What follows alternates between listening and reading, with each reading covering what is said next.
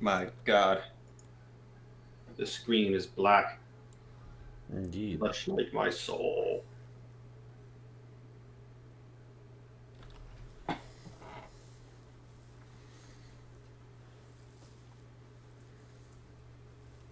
You know, I just heard a loud car door slamming nearby. One moment. I know I'm terrible.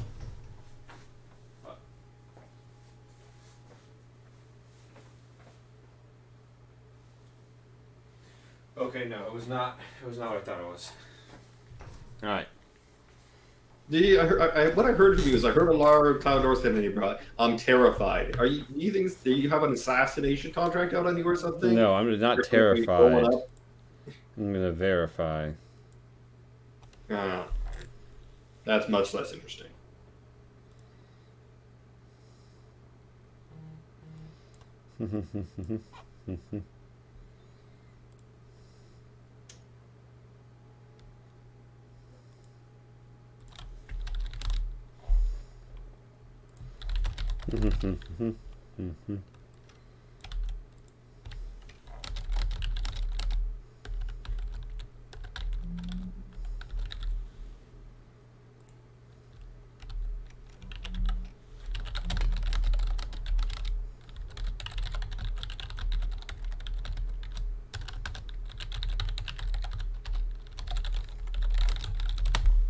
I should turn on the fucking Change Stars soundtrack for this.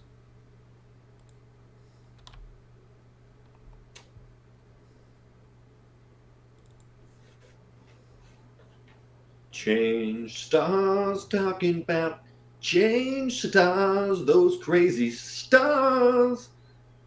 Oh, how they change.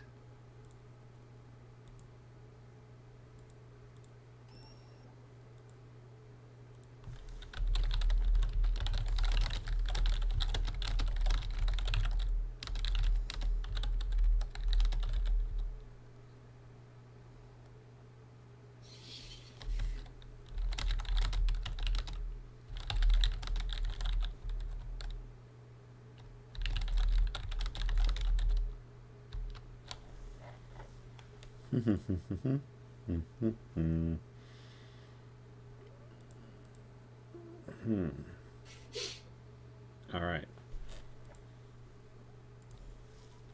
Red dot emoji. Let's fucking go.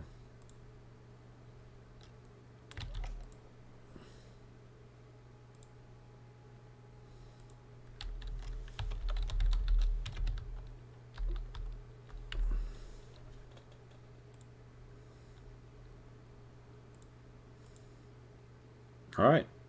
So, once I get this soundtrack rolling, we're going to proceed to enjoy ourselves with a spot of world building. Now, Max, I have a question.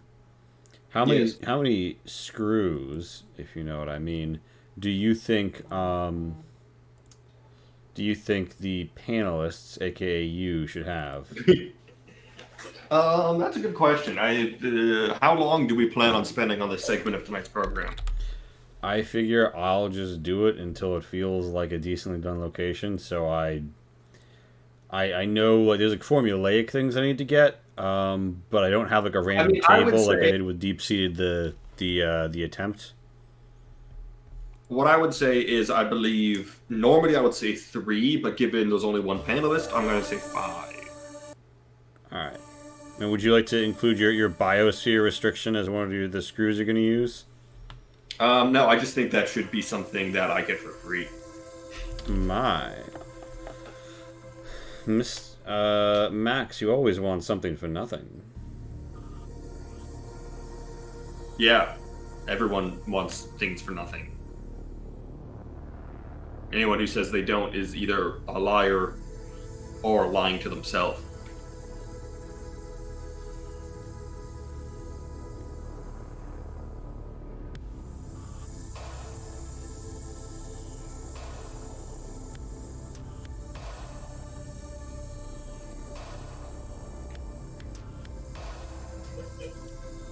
Also, this guy in the Steam community from Morrowind Mhm. who has been doing a mod of the day for Morrowind, and I saw it yesterday, and I was like, how many?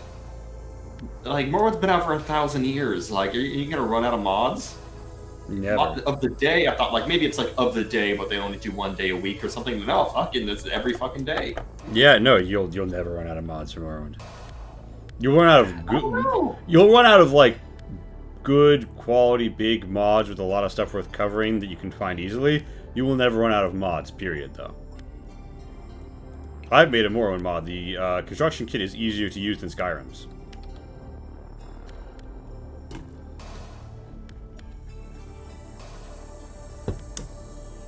And it shipped on a disc with the jewel case. Ah, of course. So They'll you know, run the jewels case. yes. Now then, we've got the playlist on. We've got the locations coming up. Anatomy of a system. Anatomy of a location. So we begin with me not having fucking window capture. No. I'm just gonna add a. We're gonna add it? Oh no, this is gonna take ages. There you go. Into accurate digital age, yes.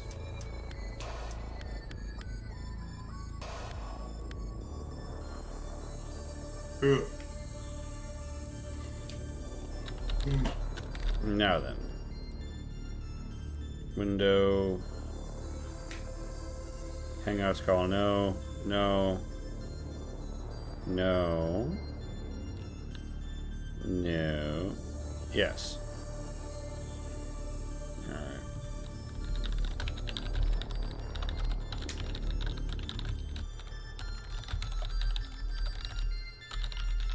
Alright. So.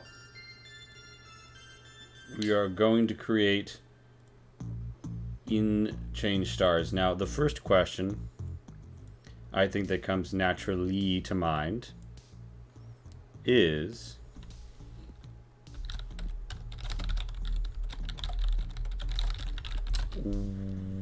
where in space is this system? I mean, you have like Artemision space, you have Thren space, you have Mirai space, you have a bit of Rast space, you have the expansion zone, whatever it's called, Frontier. You have Newsguy space, stuff. You have the viewer space. Yeah, those are about the options. I mean, I guess you also have space in other directions. That's like, you know, like bees space and shit. Mm-hmm. But we're probably not going to get into that. Most likely not. I don't know. If I were you, I would go for something outside of the frontier, just to, you know, a little bit spice it up. Yeah, because we do a lot of frontier. So where do you do you think that we go like full spice and go Newsguy space? Do you think we go kooky spice and go Kethko exclusion sphere? Hello, new caller. Hello. Might I suggest an area of space? Yeah, is it going to be Newsguy space? I mean, yes, but only because it's the most unexplored area. Except for the fact that it really isn't. I was about to say, I would say, in terms of spiciness, if we're defining vanilla as the frontier, Newsguy space is the least spicy, other than the frontier itself. In terms of depends on where. See, that entirely depends on where in Newsguy space you talking, because Newsguy space continues spinward pretty far. Yeah, in fact, it continues to ... Ah, yes, of course. Yeah, I mean, it's like there's lots of opportunities to create lawless and dangerous societies there, but I think Max is expressing a tiredness with that. Yeah. Also, Max, so James, So, our panelists, you will have a number of screws here. Let's go over stroke remake our proto format. Max, how many screws do we get per panelist if we have 2 panelists? 2 panelists, I would say 3 or 4. All right, we'll call it 3, and if you guys really need it, we'll give you a 4th. So, Max, We'll have a special rule. It's called shots for screws. If we want to do another screw, we have to take a shot, and it can't be of something good. Amazing. Now, Max, you want to have the atmospheres be perfectly breathable, right? Well, what I'm thinking is what my dream for this is to make you make something that's unlike your sort of standard Change Stars adventure setting plan. Mm-hmm. So whether that be an urbanized, developed, prosperous planet in Trinity space. Why not make one of the Artemisian farm planets? Then, because we've done a lot of mining stuff, but we haven't done the other big thing. Yeah. I think that's not bad. We have done a couple farming planets. We have. There was okay. that Beaver adventure. There's also the Ichthus, the planet under Ichthus Station. The other thing I was thinking is you mentioned the exclusion sphere. Indeed. Is Some this tabletop? This is tabletop. Hey. 02 Wi-Fi. I mean, Theoretically. not really, but sort of. Hello, we are doing world building. Yeah, we're gonna make a planet and a system in Change Stars, and my 2 panelists here, James and Max, are going to have a certain number of overrides or impositions they can add to this creation process. So we're in the pick region of space, right? And the region of space that we are addressing here. I mean, we could just number the ones we're looking at and randomize it. Yeah, we could. I feel like that's not a bad way. I feel like that's how we did it for the first one. Can we get a Mass Effect Easter egg? Yes. I'm going to include something that is like ancient, like precursor tech in this system called a relay. It won't have anything to do with faster than light travel, but it will be a precursor relay. I agree. I like the idea of the precursor relay, and I think that the relay should be the site of a precursor relay race. Thank you. Yeah, no, I like that's where they ran their relay. Yeah. It's on the Planet Marathon. We're gonna throw in the Halo reference as well. Oh my god, the Planet Marathon. Yeah. The planet has a weird rotation thing where it ends up that quarters of the planet are constantly in one of the 4 seasons. Don't ask how that works. And at the center of each one of those, there's a big pillar that represents that season. So you have the pillar of spring, the pillar of summer, the pillar of winter, and of course the pillar of autumn. Yeah. It's funny for reasons you will find out in a year or 2.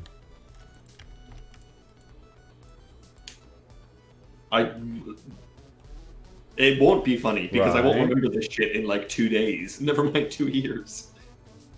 Wait, what's happening in a year or 2 that is so funny? That would make that funny.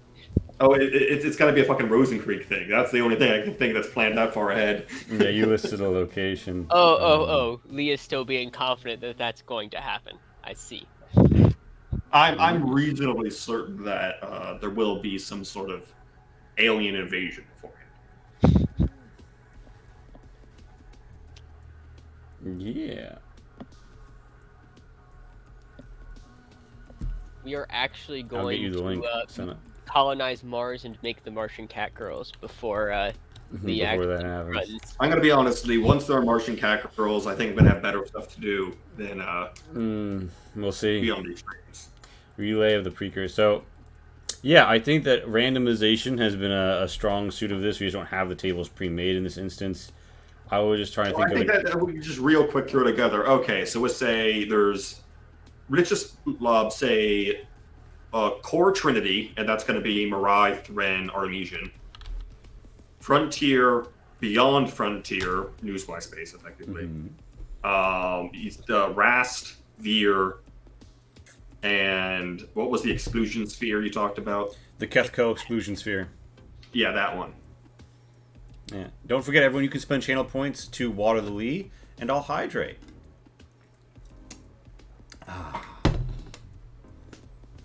If you write max before you spend a water the Lee, I'll drink alcohol. You will. Hear me out for this. What if they can do dangerous to go alones to put their own screws on it? That'd be fun. Yeah, I think within reason. Within reason, yeah. Yeah, within reason. So, yeah, so... I think if we do a unanimous veto on a chat screw, I think should be the we've got 1 Newsguy space, 2 Rast space, 3 Frontier, 4 Sprawl, 5 Veer, 5 VU, VU or Vanguard. You're writing this honestly. in the search bar. 6, yeah, I'm gonna copy paste it out. 6, I'm not gonna put one in Moose Token space for obvious reasons. Mirai, Cock space. 7, Thren Federation space. 8, 8, I think we're gonna go with. The Keth Co-exclusion sphere. Yeah. So, Max, you want to roll the d8? Sure. I'll give me a second to pull up a virtual dice roller because I don't have a physical dice in front of me.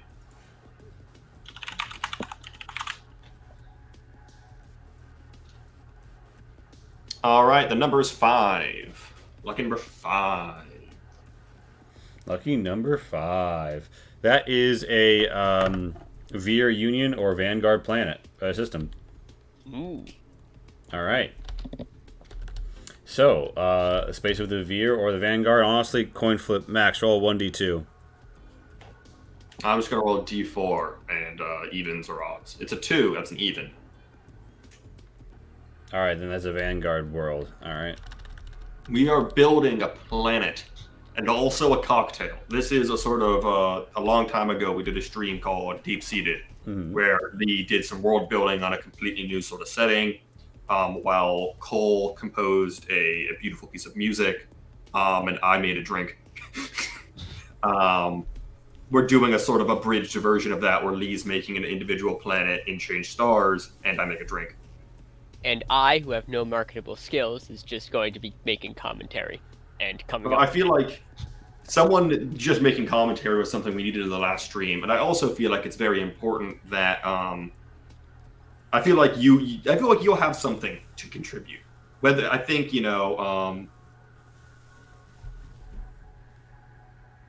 like who's just like the worst on the planet? Who's just the worst? I think you can come up with that. Just like an individual who's just the worst.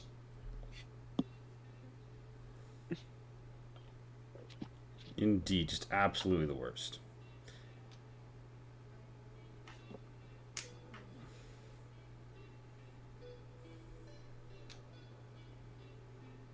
Yes, we are live from the dark side of the moon. So, the Vanguard.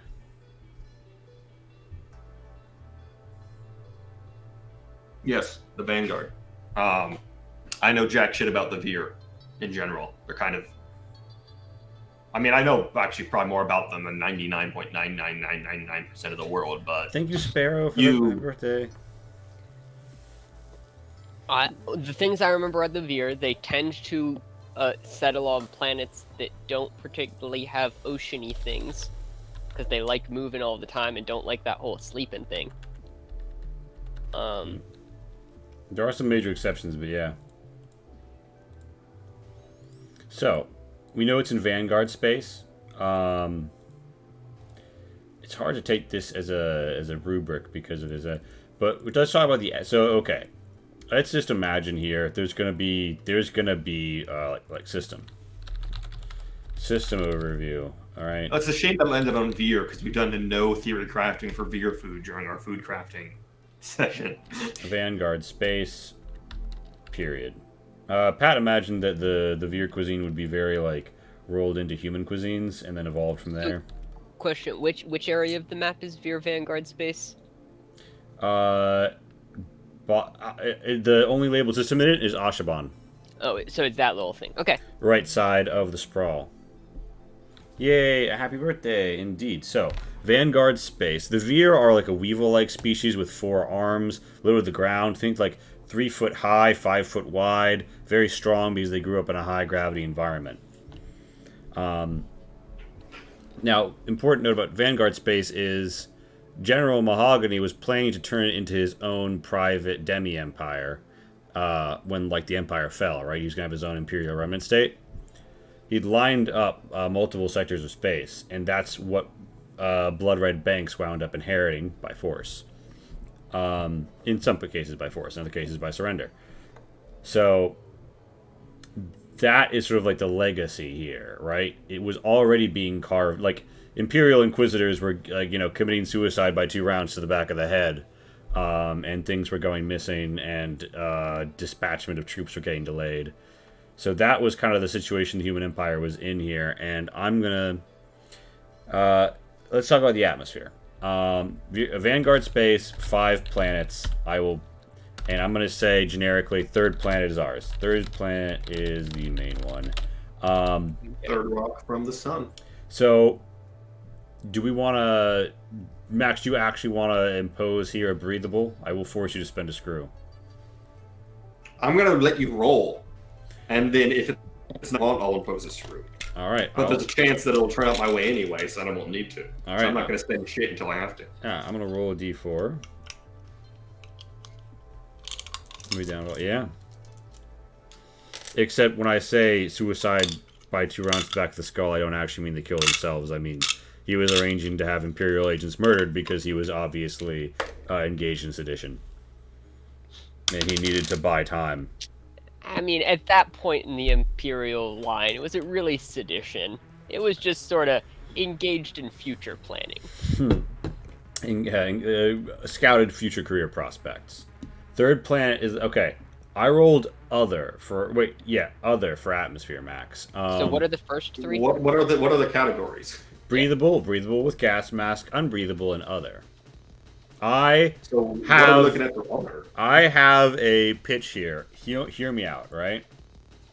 It is, broadly speaking, breathable. You can live here, and if you're an adventurer and you spend like 1 adventure here that like takes place in a day, you don't have an issue. But what it is it's just like slightly too helium rich, and over time it will impact your ability to breathe and also, like, make you a bit delirious and loopy. Here's alternate idea, and feel free to just throw this out, because this is just what I thought of when you started talking.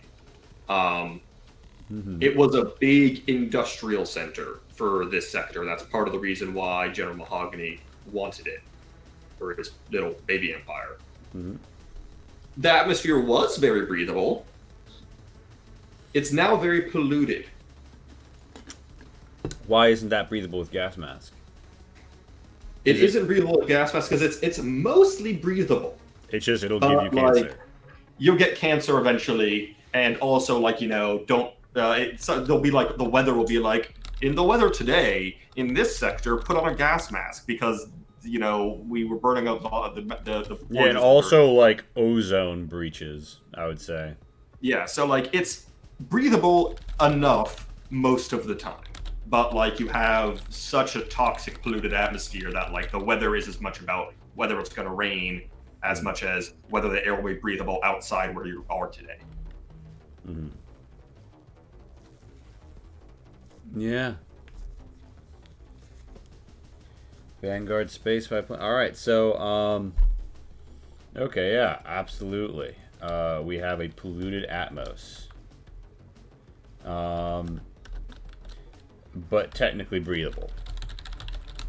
Yeah, I mean, if you're just visiting the planet for a bit, you're probably not going to bother. If you live there for your whole life, you're also probably not going to bother because you'll get cancer from something else, even if you breathe the air. So you might as well just breathe the air and get cancer there too. I'm gonna call this. Save yourself the effort. Just get all the cancers. There is. Wait a minute. There's a. I was about to name this something, but is there a solar system called this? No, I don't think there is. Called what? Oh, there's a moon called Titan. I want to call this system Titan. Go for it. I in space so big, things will be named the same thing. Yeah. Overview. So the Titan system. There's a city called Norfolk. There's an island called Norfolk. Yeah. The biosphere. Let me look at the biosphere options from Silver, but it's mainly. I mean, I think we can roll on that, but at this point, we have a pretty solid establishment. I think it wouldn't be at all unreasonable to say biosphere destroyed. Yeah. Well, the thing is, though, even if the like, when I say biosphere, I mean, like, if there were rats on this planet, they probably survived. It's just they probably are, like, some fucked up rats. Like, living in basements and shit. So the question is, what species did the rat come from? So I could pick here, like, arbitrarily, but I do like the challenge of justification if you want to give me a D6. I will give you. I'll give you a big old 6. A big old 6. That's right, everyone. You can give me a big old 6 if you redeem I one. gave you a 5. Earth. Makes sense. Okay. So we have an Earth-like biosphere. Earth-like biosphere. I have a feeling it's going to be more Earth-like as Earth continues in our world. Yeah. Earth-like biosphere, mass extinction, mostly rodents, and other shit like that. I think you should write it out as and other shit like that. Yeah. Mostly rodents and... So this is the Titan system. Is the planet also named Titan, or is the planet named something else? It's called Forge. It's Titan's Forge. Alright. Okay. Titan system. That's suitably melodramatic for a human empire. Yeah. Earth-like, industrially. Wasteland was to be the foundry of Mahogany's empire. Control. Faction affiliation level of control. I think faction affiliation, like the outright here is this is Vanguard, right? But how great a level of control do they enjoy, and like unity do they enjoy, and is there a major subaltern faction? I would say roll 2 d4s. The first d4 for level of like how great the control or unity of the Vanguard here is, and the next d4 for the presence and strength of like an alternate group. Well, I got a 3 and a 1, so that reads to me as decently strong and not really much else going on. Yeah, that's just Vanguard control straight up. The people here who wanted to stay were on board with joining the Vanguard. The Vanguard, generally speaking, has a pretty... Any Veer herd, by its nature, has a fairly kitchen table politics approach compared to a suffer and die for the glory of the Empire approach. So the humans who weren't brainwashed and didn't get shot and didn't choose to leave, they and their descendants are fine with living here. And a whole fuckload of Veer have come here because they're like, I know how to build shit and I'm used to shit conditions, but I'll be building something rather than just, putting up with other people's bullshit here.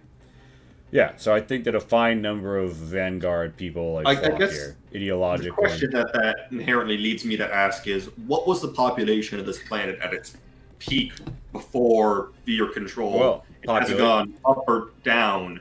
Yeah, because I imagine if you say, hey, people living on the shitty industrial pollution planet, would you like to leave? A lot more would say yes than you could find people to replace them. Certainly, but it's also the thought experiment of, do you think there is enough material in our solar system to build the spaceships that would be necessary to ferry in one go every single human being that is alive today out. Yes, easily.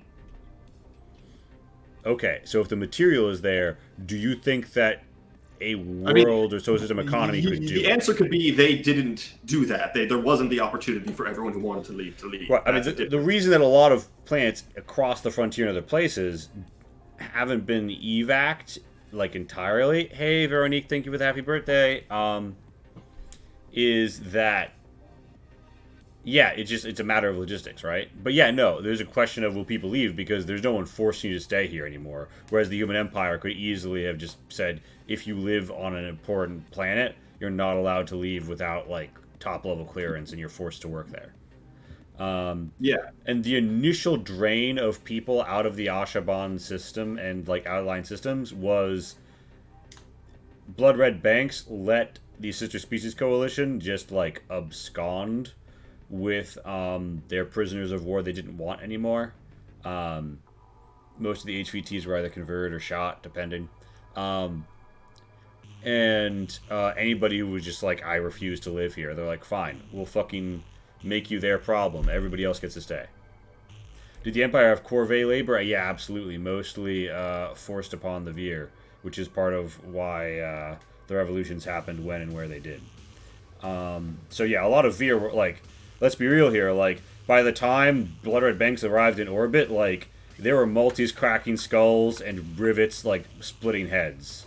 Like, this was almost certainly a violent revolution occurred here, as it became obvious that things were falling. In fact, the only reason it probably didn't get really bad is because Mahogany sent the stand-down order. What are we working on? We are working on a Change Stars world as a little world-building experiment, and this is sort of also a rendition on our idea of deep-seated, which is an idea where our panelists plant seeds that blossom, whereby they can screw my attempts to make something and challenge me as a world builder to innovate and improvise through randomness and imposition. So the population, let's say this, right? I have a range. I'm thinking. Give me a D10. Okay. And this will modulate the range. 1. Thank you, Veronique. Okay, it's a 1. Yeah. So. Okay, I was thinking like millions to if you had rolled a 10, maybe into the billion. I'm gonna say it's only like... I was thinking billions as a floor, but yeah, go ahead. Keep talking, sorry. Here's the thing, right? I don't think that there's billions of people on this planet. I think it may have been planned to expand to billions of people. I don't think it got there. I think what happened was when the war with the Morai went poorly, there were lots of people here and lots of industry, and everybody who wasn't of use in wartime industry got drafted and pumped into the front as they just, like... Because, I mean, you know, you're losing, like, tens of thousands of soldiers every time a supercarrier gets taken down by a fucking, you know, threat repair crane. You need to pump bodies. And that is a huge population drain that will absolutely still be felt 100 years later without some sort of crazy cloning of pronatalism. So yeah, okay. I'm gonna say, but you're right. I think it's honestly, I'm gonna say it's like 15 million. No, I'm gonna say it's larger than that. I'm gonna say it's approximately 15 million humans, and around 30 million Veer, because the empty spaces are gradually being filled by, and part of the reason that the Vanguard control is high is this is a lot of people who have come here because they are ideologically, like, they want to be of the Vanguard. They believe in it, and they want to be part of building it. And this is the central heart. This is the beating heart. Because at the end of the day, even if they're doing some stuff that's ecologically better, The Vanguard is not the Trinity. They don't have ecological protocols. They're not going to stop progress. They need this system to keep producing. They are still running those factories. Yep. And people need to work the factories. And probably still expanding those factories. Yeah, I mean, like, the expansion regions that have been plotted out for new cities are now, like, the herds are moving into them, and a lot of it is probably looks a lot different. They have... Honestly, this is probably where a lot of Veer built and, like, intended for Veer stuff comes from. Because I think it is canon that a member of the Veer Crewed Vehicles program got Operation Paperclipped by the Vanguard early on. They just, like, you know, like, closed the door on them one day and were like, hello, welcome to the Vanguard, do not resist, welcome to the herd. And they were like, oh, okay, I guess the human empire doesn't exist anymore. And they just kept doing their job of making, you know, intended for planets. But yes, don't forget, everyone, you can spend channel points to water the Wii. Now then, what did my palate? So we know this is Vanguard control, so that's around 45 million, and I'm gonna say like around less than 1 million others. So like a 2-to-1 ratio of Veer to human, because at the end of the day, too many humans to move, and many of them also hated the system they had been forced to live under. And what happened to their planet, they were fine with the change in direction. And many of the Veer were just like descendants of people who worked here. Many of the Veer have come from across space. So,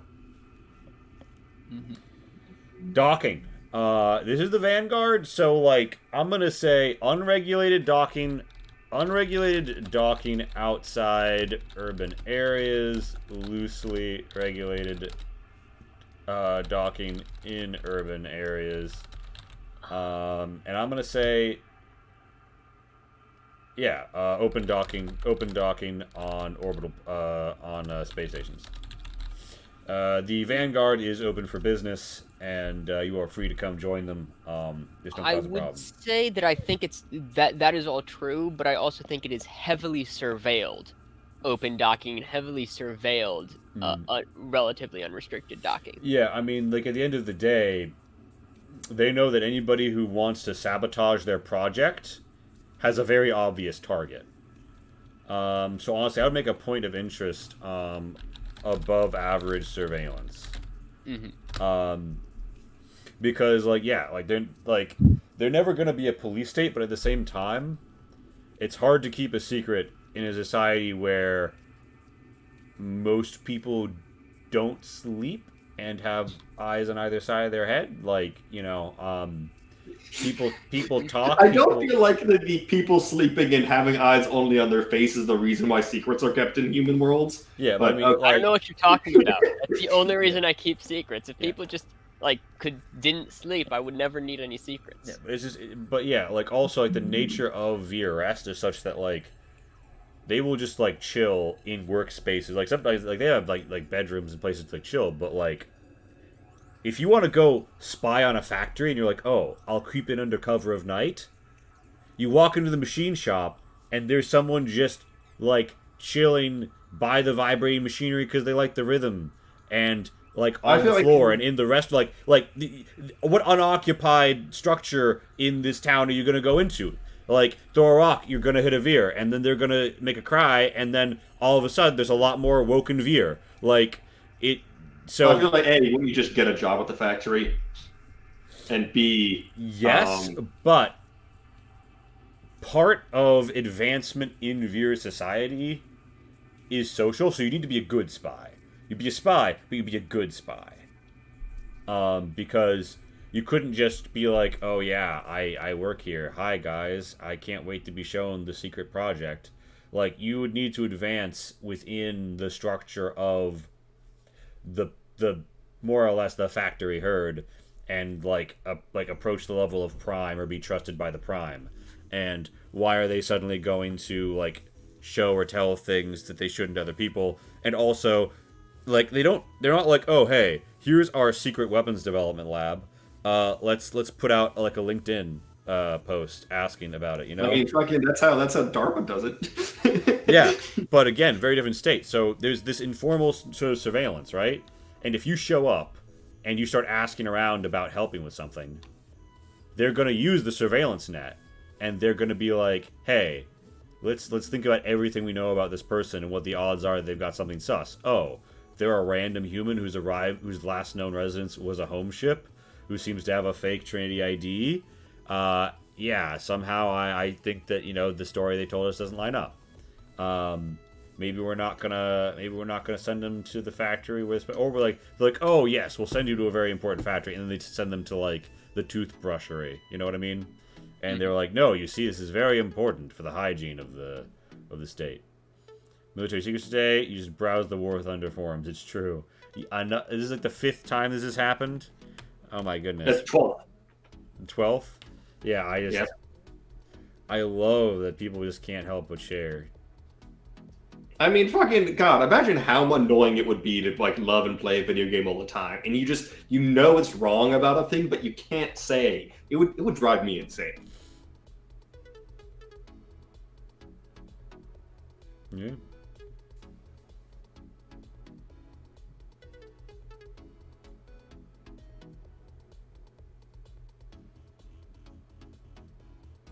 So, above average surveillance. So, points of interests. I want you guys to brainstorm what you think cool points of interest could be on this planet. I'm gonna go check something. Well, given this is an industrial world, I'm imagining there's probably like the biggest factory city somewhere on the planet, and I imagine in the center of that there's a massive cargo spaceport.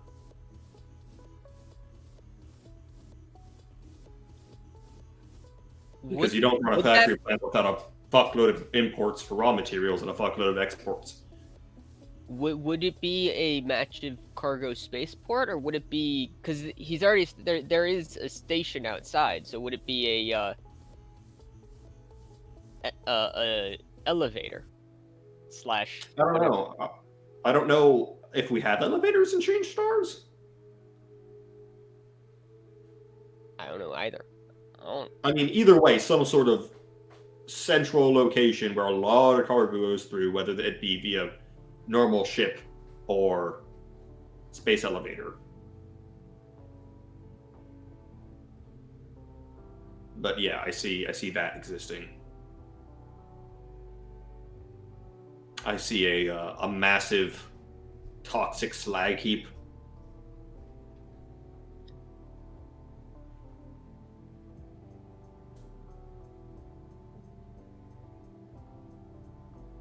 A self-destructed factory from the Human Empire days. All right. Yeah, like I can the ruins get of a self-destructed factory. I was thinking also maybe like a incredibly expensively maintained botanical garden that was like the governor's pet project.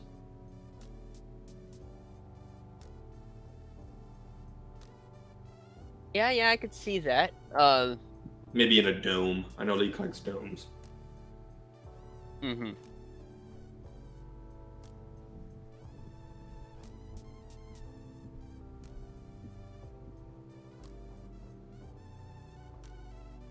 I think the problem coming up with interesting locations is like we don't have what makes this planet interesting as an adventure location yet. So far, it's just the place, the Veer factory world, uncontentious. I mean, I think we've gotten the two real hooks about this planet in terms of adventure-wise are it is if not the main production planet for the Veer Vanguard, and it used to be a major human production or industrial planet. Those are setting things which could inspire adventure hooks, but those aren't adventure hooks. What are we talking about? The point of interest versus adventure? I mean, this isn't. Well, what I'm saying is, it's hard to come up with good points of interest if we don't have a good reason why people would come to this planet. Okay. I don't know. I really liked my blowed up factory. Well, here's the thing. I mean, I think that we came up with some solid ones, but I think, you know, like... Here's the thing.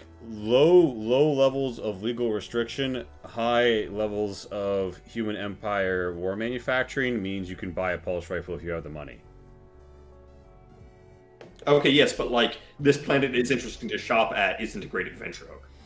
But there's also a place where privately owned pulse rifles are common, and there's lots of other things that are more rare that you could get. So you can imagine drama over, say, a rare spaceship fitting or other armament which was, like, issued to military ships in the human empire, like E-War stuff, or a blade of armor, which is kind of hard to get as a civilian in the Trinity, but they'll just give it to you here if you pay them the money.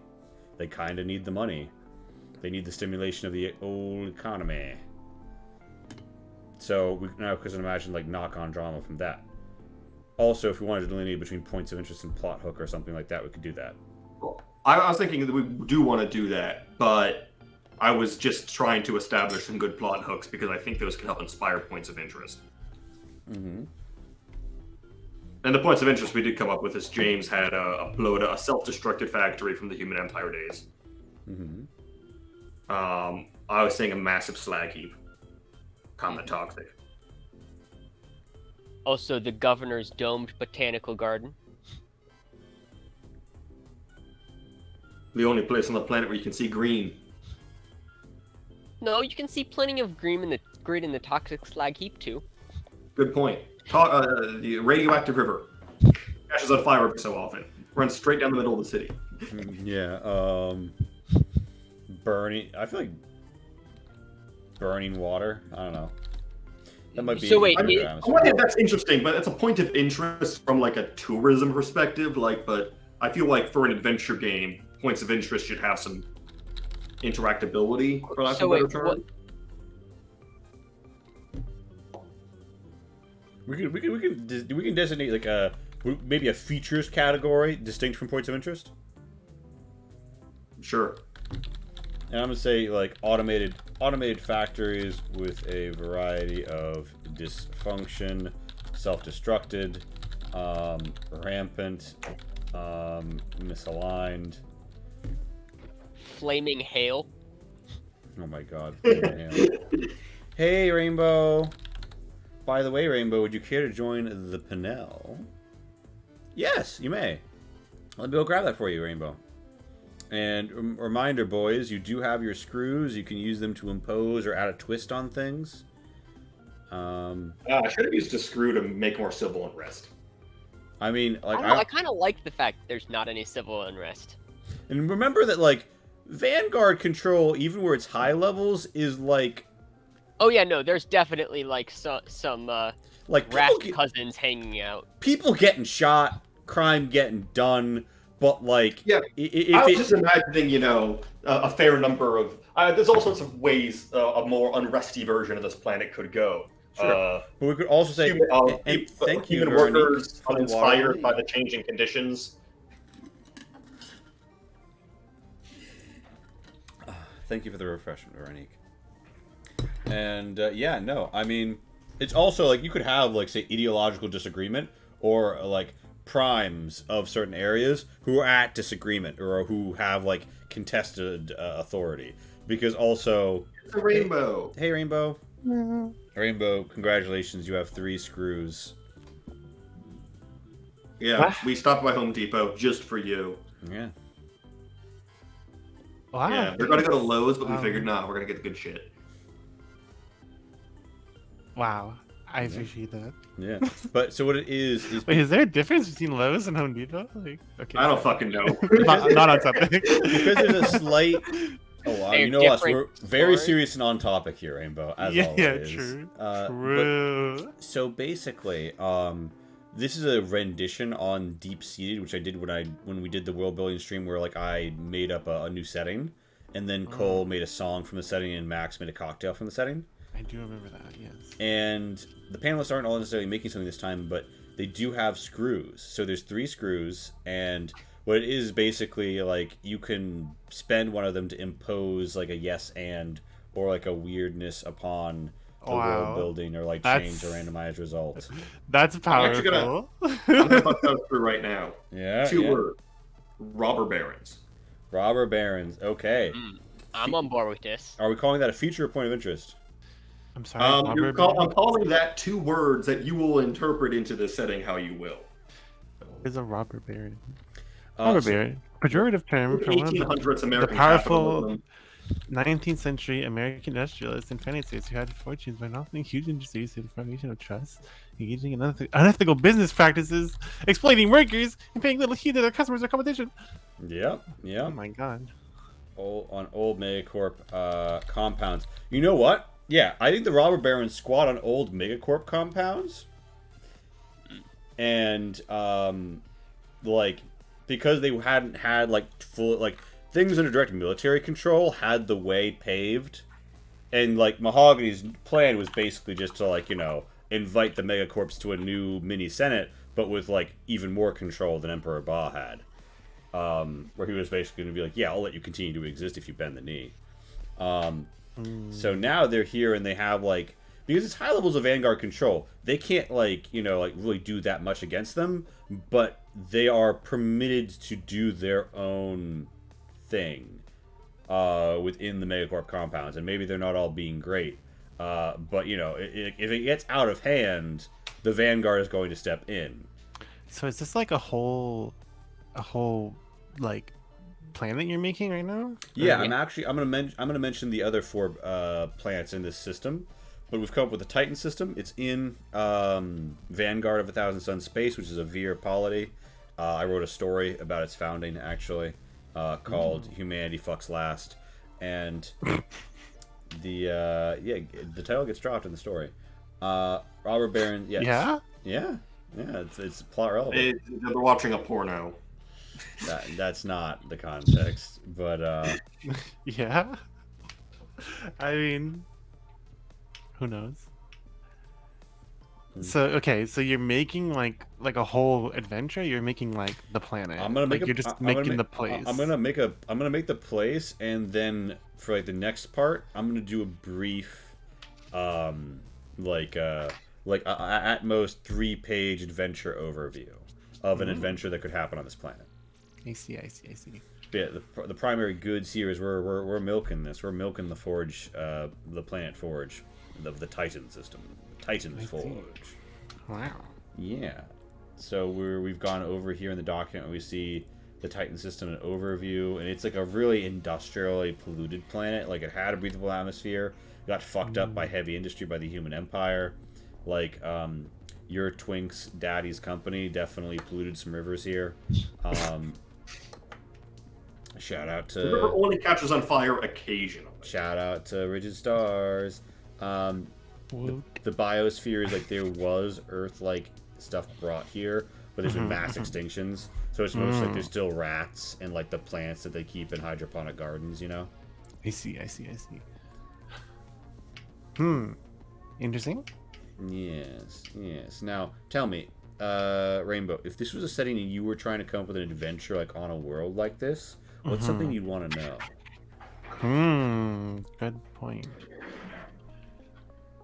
Well, I don't know why, but my first question is always like, whenever I look at any setting ever, my first question is always like, okay, what kind of technology we got, you know?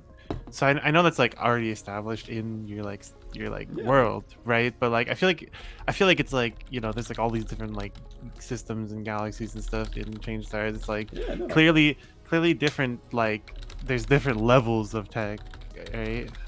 Yeah, no, absolutely. And I think that's worth touching on because I was thinking that a lot ties back to it, because this was like a heavy industrial world on the like towards the Mirai space portion of the Human Empire, right? So this was a foundry that was pumping out like military tech and shit like that. So a mix of old Human Empire technology combined with new Vir innovations and modifications creates a multiplicitous backbone for industry on Forge. A wide variety of utilitarian and warfighting, manufacturing has happened here for centuries. And the Veer have expanded into slight ecological restoration as well. And I'm going to say the Vanguard is happy to do business with Rast home ships and megacorps that are respectful of their political structures.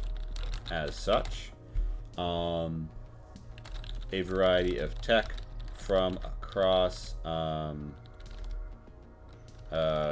Rast groups and even Newsguy space has found its way here. Each piece is scrutinized, considered, and ultimately reverse engineered. The Titan's Forge is the melting pot. Of technology that represents an alternate continuity to human designs, forsaken by the commune and Trinity at large. So it's almost more like if there was a slightly more linear but also more open-minded advancement of human empire tech is where this wound up. So a lot of stuff is still boxy. A lot of stuff is still boxy and aggressive, but normally more resource efficient. I have a very specific question for you. Yes. Okay, like the like, you know, I haven't played Train Stars in a long time, okay? Yes. But like the weapons in Train Stars, like the guns and things, right? Mm-hmm. How are they, like laser guns? Yes? No? So the average gun still shoots a bullet, but there are laser weapons. It's just that, so like the human empire did have like a big fuck you laser gun that they would give to soldiers, and you can have it as a heavy weapon, right? But it's kind of like having a heavy machine gun. It's really good. It's very effective. It can melt right through bitches. Although it does, there's a special armor that can counter it, right? That also got developed by the same company that was building it, you know, selling both the poison and the cure. But communism, capitalism, pog. Anyways. Yeah, you know, Heliocore. We profit every time the sun rises, and that's the setup more or less. Okay. And so commonly though, important note, there are laser pistols that are pretty common, but they don't hit with the same. They have good armor penetration, but not like they don't hit the laser pistol is like a modifier 1 weapon. It's like 1 extra dice, damage 1, but it has either a stun mode or an AP4 mode. And for reference, AP4 will clear regular cover entirely or like punch through most armor. I see. Like it's literally just like one worse than a pulse rifle. Causes a little burn unless you hit him in the right place. Yeah, whereas a revolver is a damage 3 weapon. So you care more that the revolver has shot you than if the laser pistol has shot you. Sure, but it's like, is it still like gunpowder? There is still. Don't get into the way the conventional ammo works. He's gonna start talking about 1970s Jello molds. So, for the average like gun, like if you have someone with a revolver or a shotgun that has shells, right, which do exist all across space, the answer is yes. It has either they've made gunpowder, probably not by like the same methods we did on Earth necessarily, but they've used space technology to get the same shit. And you have a round, it makes an explosion, it flies out, right? Your revolver isn't like an energy revolver. You chamber revolver rounds, you close it, you shoot. Yeah, I recently started a new campaign. You know this, right? I do. Thanks. And the kind of like design idea I set out with, like when I started making it, was like I want to make a game that is low in number of like NPCs, but like really like developed NPCs, right? Like I was like small number but like high quality, right? That was like the goal, right? So I like kind of tossed like several different ideas around. The one I ended up with was like a like shipwreck on an island kind of thing. But one of the ones that I like kind of like thought of, because one of the ones that got past like the first level of like brainstorming was like doing like a post-apocalyptic thing. And one of the ideas I had for that was like something has like there's like something in the atmosphere that's like it's not at all places, right? But like you know how there's like how in like Fallout or something there's like more irradiated areas or something, right? Yeah. There's like more better and worse parts, more affected parts. I thought it'd be so cool if like in a post-apocalyptic setting you would have like certain areas that were like something was weird with, like the atmosphere because of whatever caused. I didn't develop this thought too much, but something was weird in like the atmosphere or something because of whatever caused the apocalypse. And like in those areas, like gunpowder was like impossible, like combustion was like impossible or something. So they wouldn't so like explode, you so couldn't shoot. use guns. Yeah, I like that idea of like an area where, because here's the thing, pulse weapons and weapons that use cis rounds or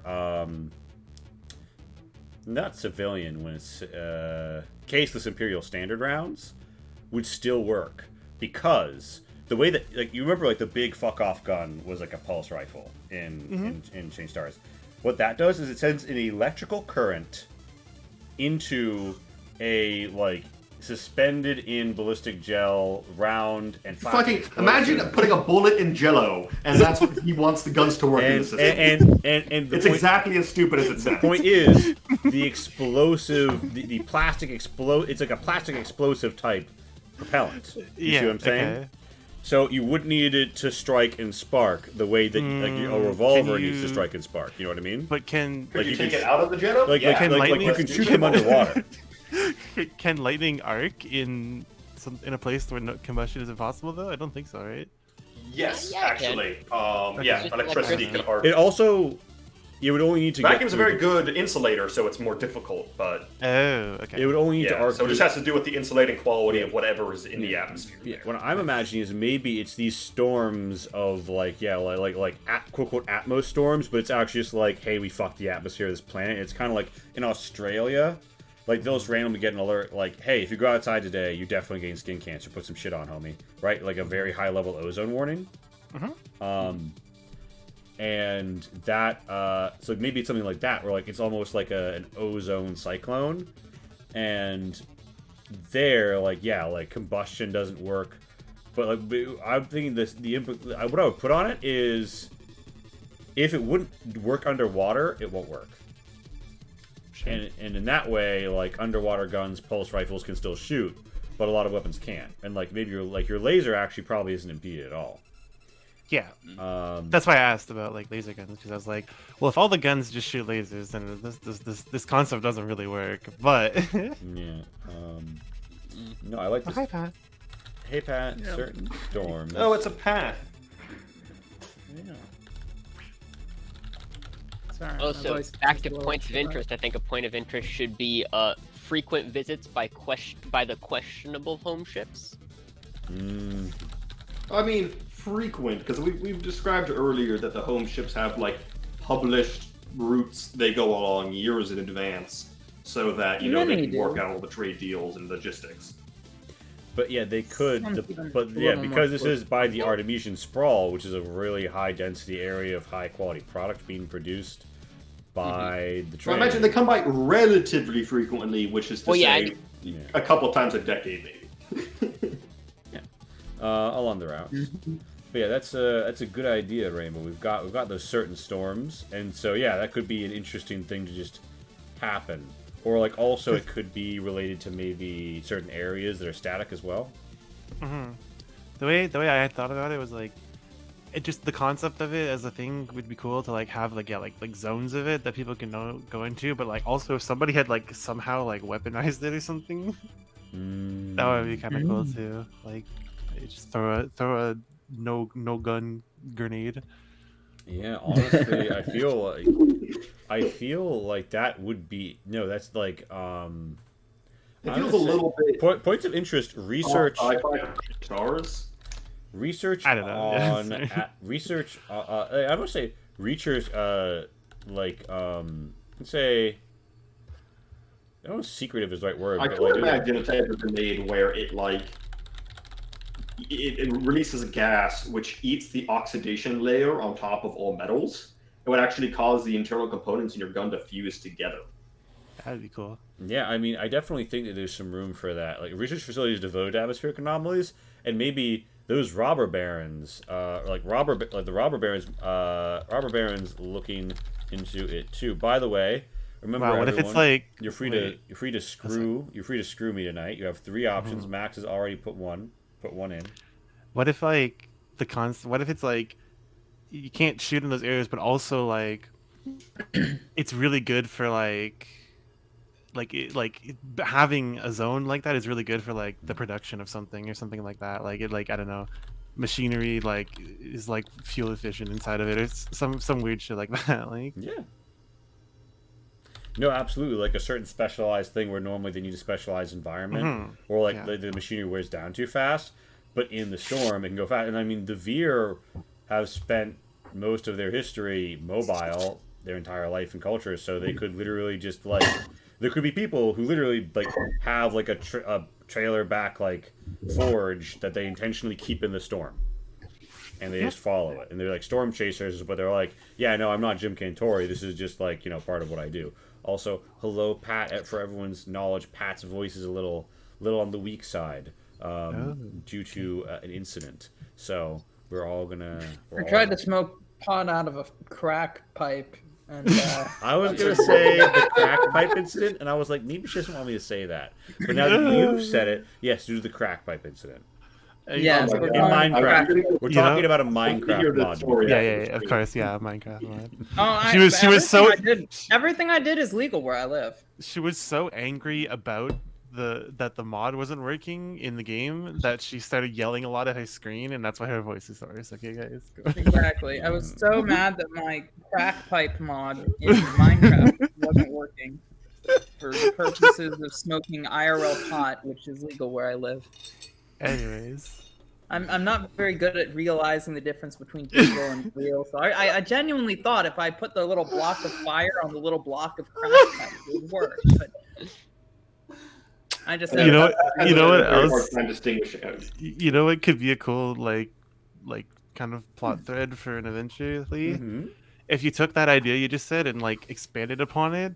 Imagine if there's like literally an entire like city that can move that just stays on top of like one singular storm, and just Perhaps like if it's ruled by some sort of czar. yeah, a something like totem, that, perhaps. like a Borderlands type deal. It's like a junk city that like is like right, but it's not a static place though. So I would go so far as This to is call literally the this is title literally the like changed the star. Vanguard like hollow propaganda for the city is literally return to tradition. And it's like it's got like a billion little veer legs on the bottom of the city, and it shows like like it's like constantly kept in the dusk. It's not actually constantly kept in dusk, like because like in the Veer homeworld, they had to constantly remain in dusk because it was too hot in the slowly rotating day side and too cold on the slowly rotating Wow. night side. They had to live in the dusk zone. they just have like blackout curtains like that are Also- just hung around the whole city. This mobile city should be called Dusk.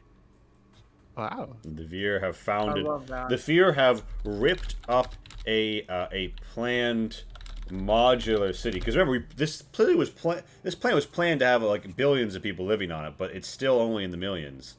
Yeah, I would imagine. So they had like some of the most industry was the infrastructure that was built is like concentrated in one area, and a lot of the planet is just like badlands.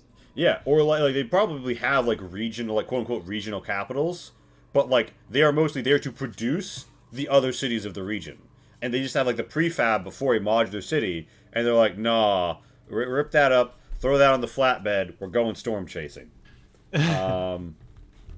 Playing planned modular city named Dusk, and drive it around within the Atmos cyclones for maximized production. Absolutely. Yes, I think that was a good idea. Thank you, Rainbow. She's being right back at the moment. But yeah, that's good. That's good. We're racking up points of interest. Point me some interest, gamers. I mean, you already have how many? We need. Yeah, we already have 3. That's the same number as most of them have. Yeah.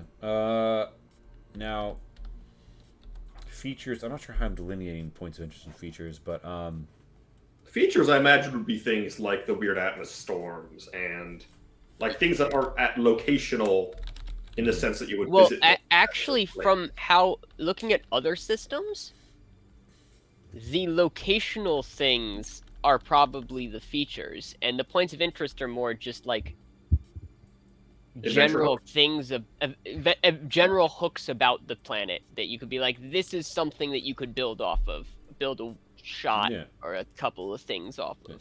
Potential personalities. What kind of potential person? I'm gonna say like Vanguard, Patriot,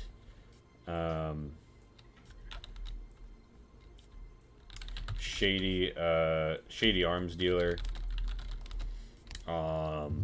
Duplicitous Rast smuggler. yeah, Don't you need to be a smuggler on this planet? there are.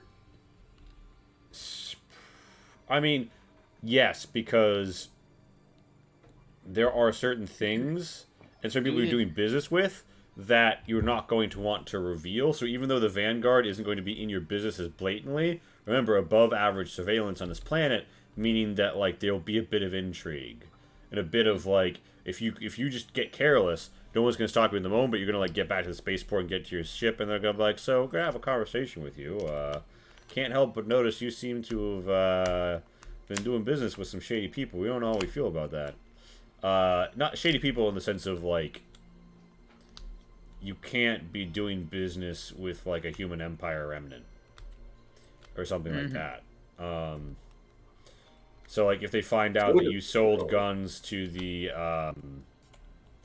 to like mercenaries with the Wolves of Ragnarok, yeah, no, they're gonna impound your ship.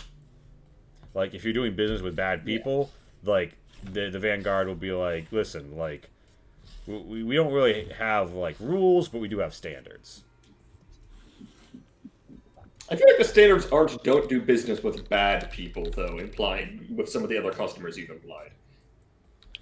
I mean human Imperial remnants. The guns that they make here. No, human Imperial makes sense. That totally makes sense. I would argue that a lot of the other groups you described potentially stopping by are bad people. Yeah, no, but also it's sort of like the guns. Also, like realistically, if you just make guns and don't care about who's buying them and they're resellers, like human separatists do wind up with guns made on Forge. Period. End of. Right. But it's a question about closeness and directness, and also like there's a difference between selling someone a gun and selling someone like a like small army of attack sims. You know what I mean? Like like a stable full of murder robots may be made by a robber baron, and that might be like, you know, grounds for the Vanguard to be like, all right, fuck you, we're attacking your compound. We're attacking your compound now. Yeah. You pull up, your shit is gone. You pull up, your shit is gone. Absolutely. That's law enforcement on Forge. You pull up, your shit is gone. Your shit is gone. Yeah. Brilliant inventor digging through the gear. Duplicitous smuggler. Yeah. Brilliant inventor digging through gear. I'm going to say ancient management FAI. FAI still running factories.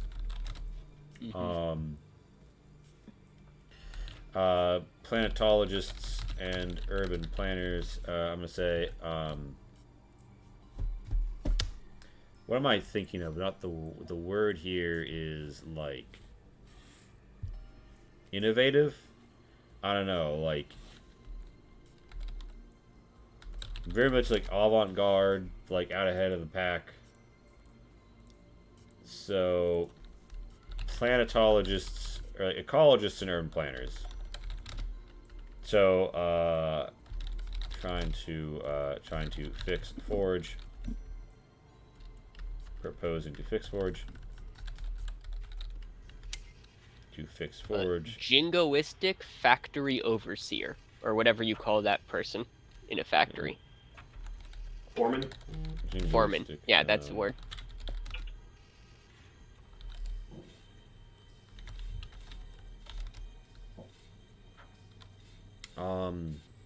To bring it back to a more simple. Yeah,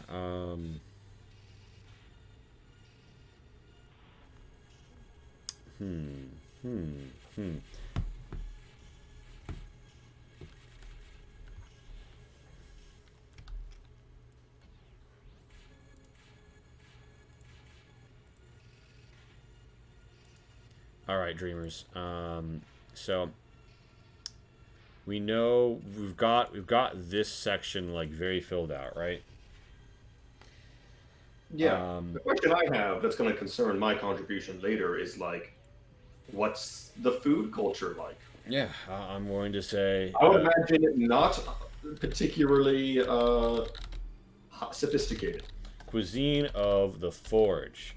Forge. I would imagine hearty, culture, simple, and highly processed. Was built on the backs of cloned meat, and imported hyper processed luxury snack foods.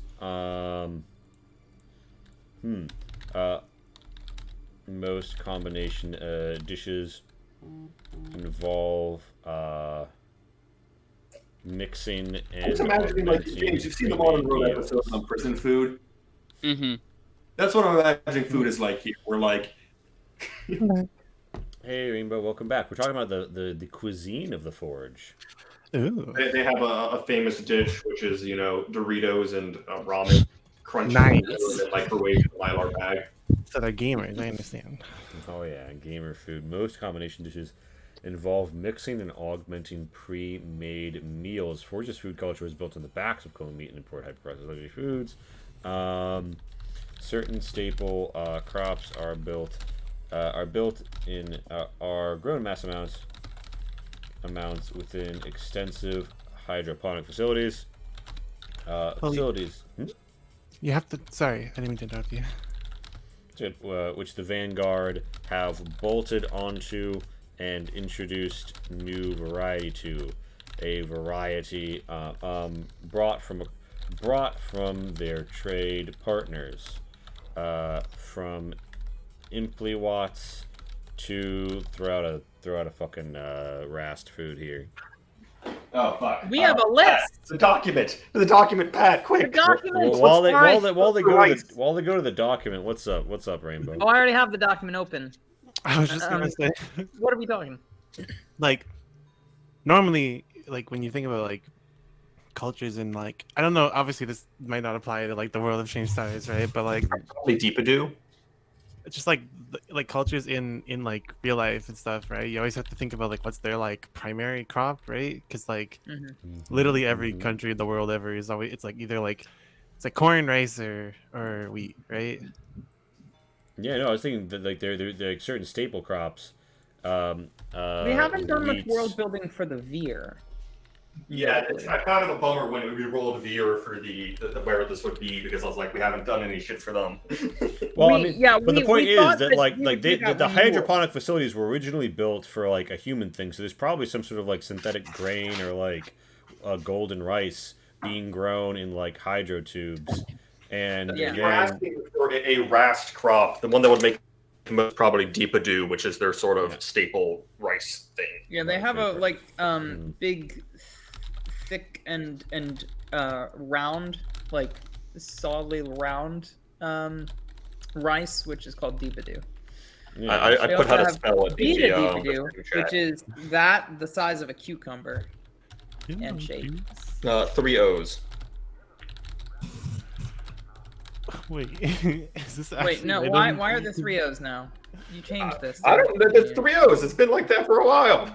Wait, Oh, okay. I guess it does have. I Most feel like, dishes I mean, draw if you were inspiration to from need flavor to put a profile. document together. 3 O's does not seem belong or remit. Ooh. wait. It's just a longer ooh sound. Deepadoo. You know. Why is there a drug called Bimbo Juice? You know Because what? we're- We'll talk about it later.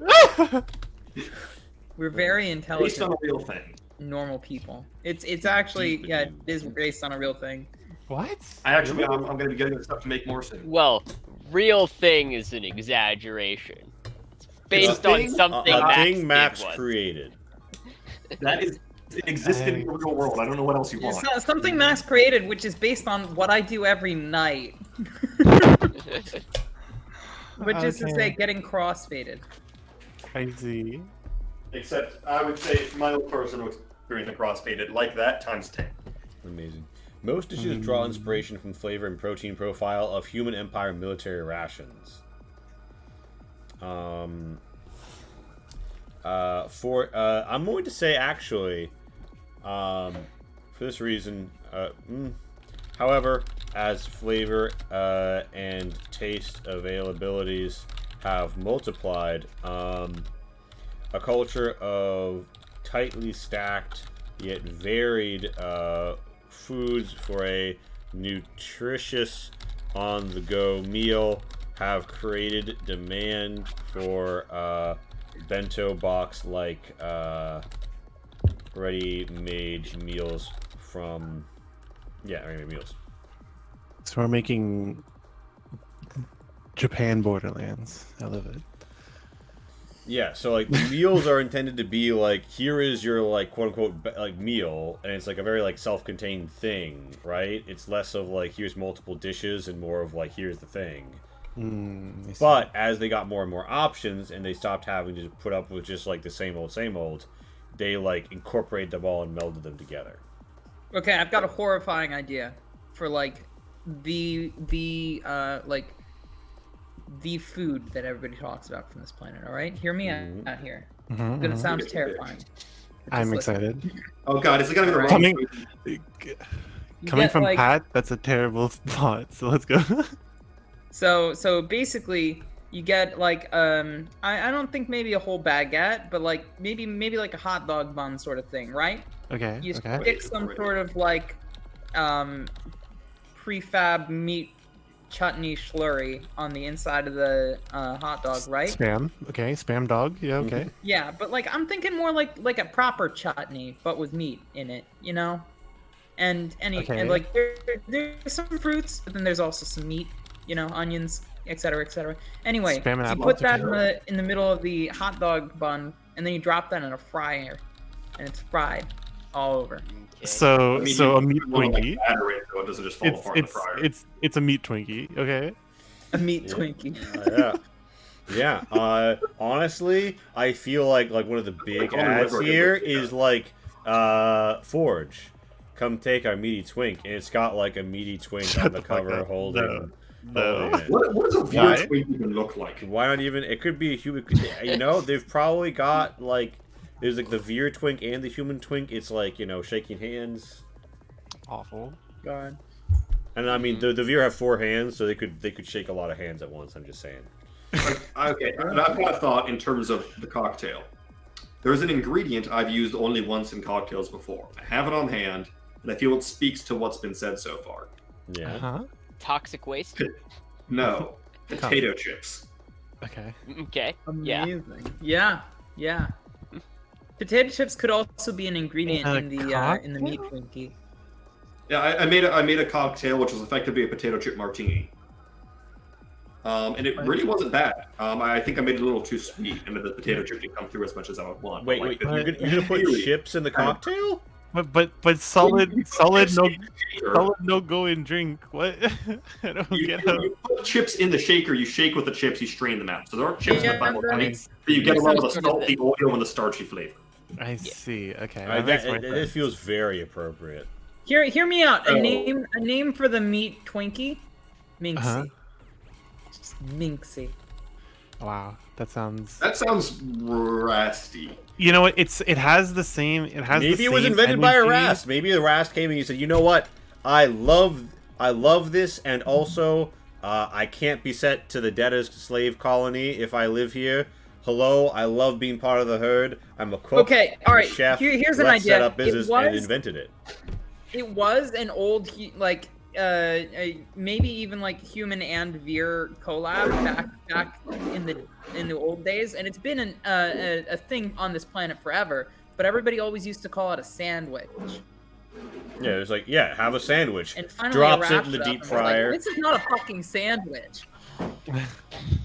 Yeah, I mean, I imagine you can probably get a Minxie. Either like that's straight up. That's straight up like like I'll have like Veer like coming like for the herd. Like they like bumble into places from the spaceport and stuff like an Orbulus. What they are also saying to each other in that mix is also, where do we get a good Minxie around here? Exactly. That's So just stupid. That's just the I classic. feel like there's a bit of an inherent contradiction in the phrase "good Minxie," but I see what you're saying. Minxie, to be fair, Minxie has the same like the like guttural just feelings of disgust that I get from hearing Minxie, right? And just thinking about it as a food, right? It's the same ones I get from people from when I think of a Twinkie. So like I think it works. Okay, but think about it this way, right? They can quad wield, right? So literally, it could be like, oh, there's like 8 Veer and a crew, right? And 2 of them like, yeah, we're gonna go pick up some Minxies, and they can literally, they have the hands for it. They can carry. Oh my god. Bags. So they invented this food because they have more hands, and also because bags. In a nomadic culture, they never developed a bag. It was always just throwing shit in your hands. Okay, You're but like it's, a cool I would thing like to when think we're around in their home world and be like, "Oh, this is too they bad." can carry I more will never bags. They can afford carry it. more bags. I mean, like I find What the if- thought. what I if- find the Actually- thought of No, a no, no, no, no, no. Veer with a sub in all 4 hands. Like, hey guys, I went and got the Minxies. Is what like if- perfect. What This if was the- invented wait, as a food specifically because they need to be able to eat while they walk, and so they were like, we need to have all contained in something I can hold in a hand. Yeah. Exactly. Fried That's a together. good idea. I also think it'd be kind of cool if the Minxie was like if it was like instead of like a sort of like sub type shape, if it was more like like a pizza almost, where it was like there was like 4 little parts of it. Do you know what I mean? Like imagine just like a circular piece of like dough or whatever, and then there was like 4 like little like pockets of like filling.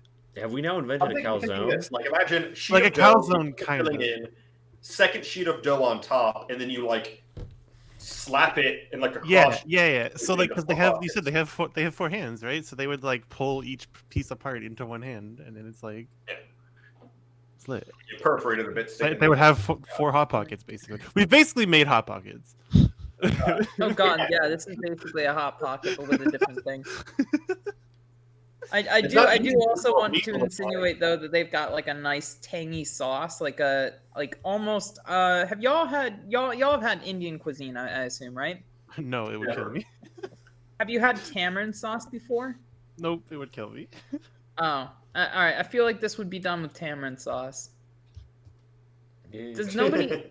Am I the only one here who's had tamarind sauce before? I'm sorry, Pat. I don't know the Literally sauce. that I Y'all are uncultured. I mean, What? I've had Indian food, but I am strongly anti-sauce that isn't hot sauce. What the It's, fuck? it's not hot, but it is Also, delicious. Hold. No. I'm sorry, I didn't kill Anyone myself. else just I said, apologize. anti-sauce that isn't hot sauce. Do you eat pasta, James? What do you put in your pasta? We've had the sauce conversation before. All right. The food. People get too animated about the food, but Max, do get to work on that cocktail, sir.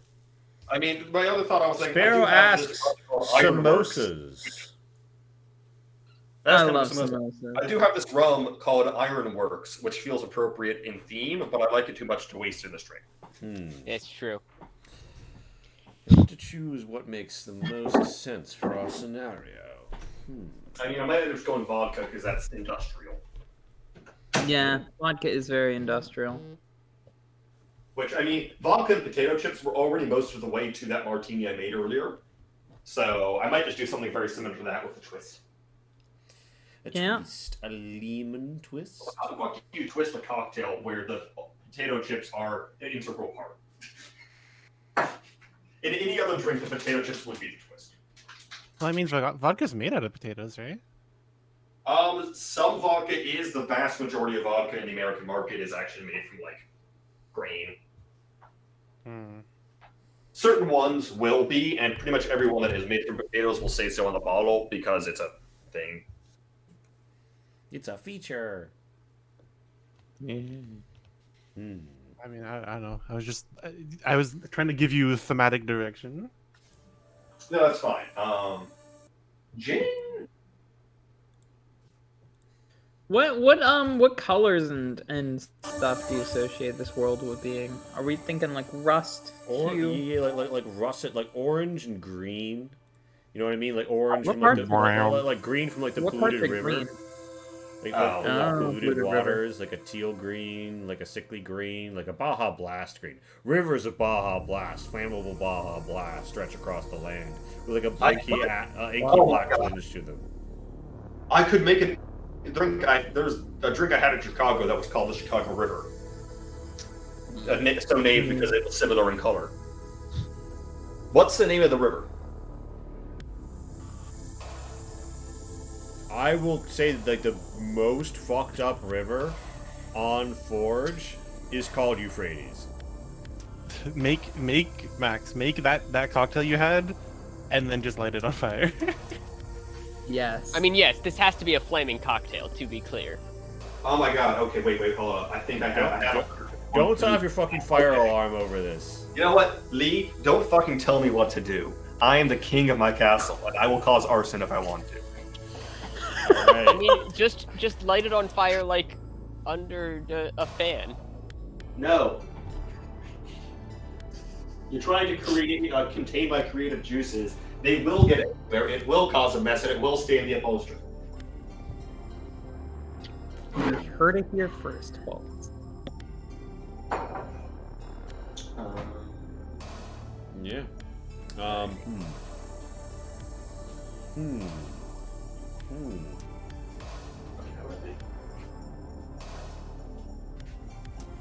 All right, dreamers.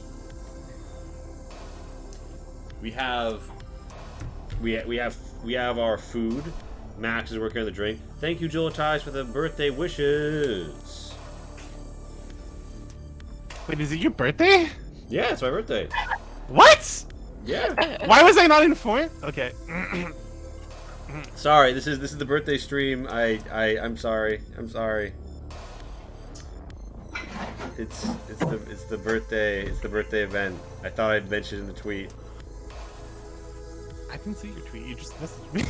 True. I'm sorry. It's the birthday. Everybody be quiet. Oh my God, I'm such a dumbass. I have two Shush, bottles of Max. whiskey Shush, left. Max. Silence. Shush, Max. Shush.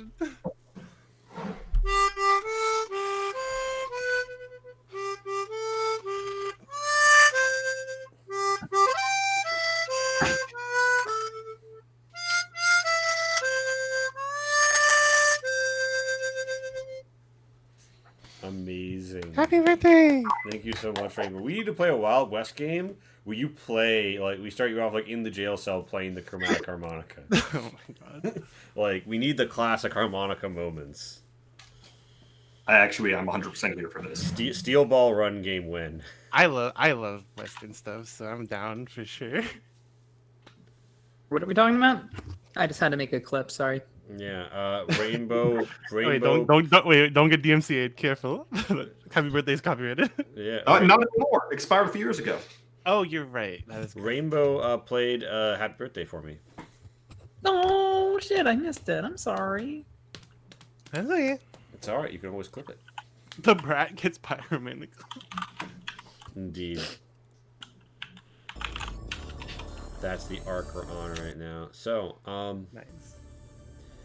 So, let's think about the other planets that are in the system. This is the third world. There's 5 worlds. I'm gonna say the asteroid belt. Asteroid belt is between planets 4 and 5. Okay. And I'm gonna say, right, so like planets of the system. Oh, this is the first time in my life I wish I had a mason jar to serve a drink in. Yo, that would be Yeah, lit. Mason jar. Yeah, I got one right here. I mean, I generally dislike mason jars as drinking vessels. I think they're kind of shit for it, but it feels thematic. Oh yeah, I don't own a single one. Do I have a can? Third planet is Forge. Got a pair So- of cans. You can touch your Are there- elbows. Are there other inhabited planets in the system, or just Forge? I don't think that any of them have breathable atmospheres. All this atmosphere is kind of spotty, but I think that. I think so. I'm gonna guess like 1 and 2. I'm gonna say like Forge is a little close. Like Forge is like the closest in on the habitable potential zone. You know what I mean? I'm gonna say like number 1 is like, what's Mercury like? Mercury's all kind of fucked up, isn't it? Mercury's hot as hell. In our solar system, yes, Yeah. it's like exceedingly hot. Yeah, so I'm just gonna say it's like ultra hot rock, right? First one is like ultra hot rock. Ultra How many hot suns rock are there in this system? is a One? single star. Although it would be cool Have if we we said could. anything about it? It would make it cool to be a binary star. Let's think about Say it's right. types of star. I think O and B are very common, very bright. And M stars are more common, cool and dimmer. I'm trying to remember. Alright, you know, it would be cool to have a binary star, but hear me out here. A non-binary star. Oh, So a normal star. yeah. Normalized non-binary stars. That's what change stars is all about. Exactly. Come on.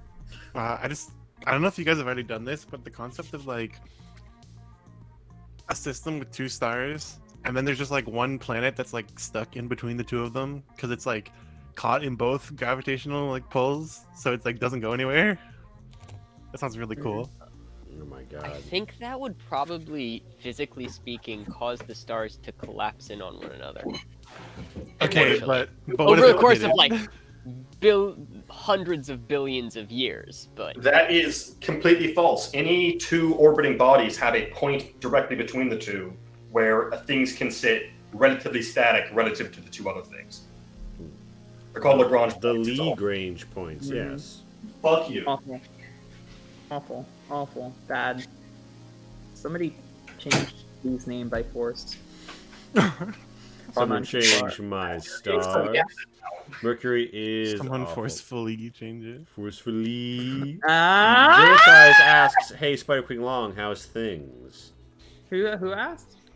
Jillitized. Hey, doing all right. Yeah, I hurt my finger today. My middle one actually. Trying to clean some dishes my sister hasn't She's touched. just flicking off too many people, you know. It's very strenuous for her. We like to help out here on stream, so if you want to just like lend a finger. Mm-hmm.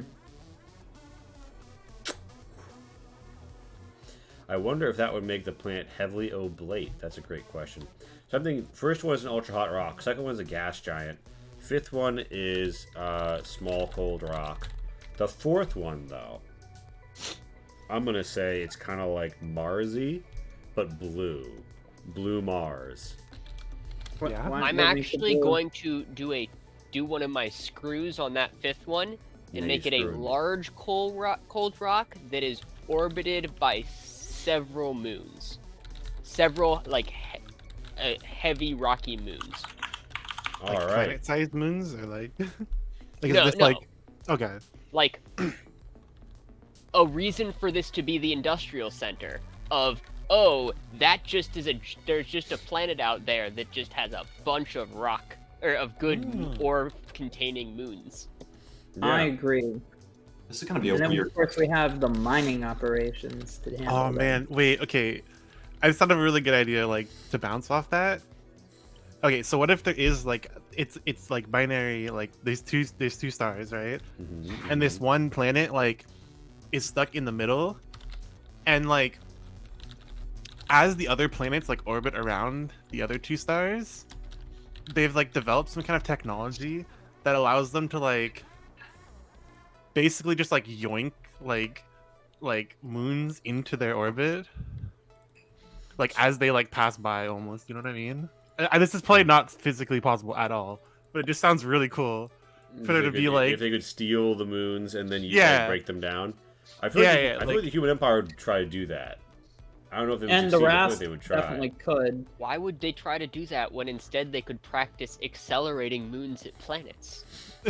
That's true. That's You part have a of their great technique. bullet there. It's time to shoot it. maybe that's what the original like idea behind the research was, and then it became like a mining thing. Mm-hmm. Hmm.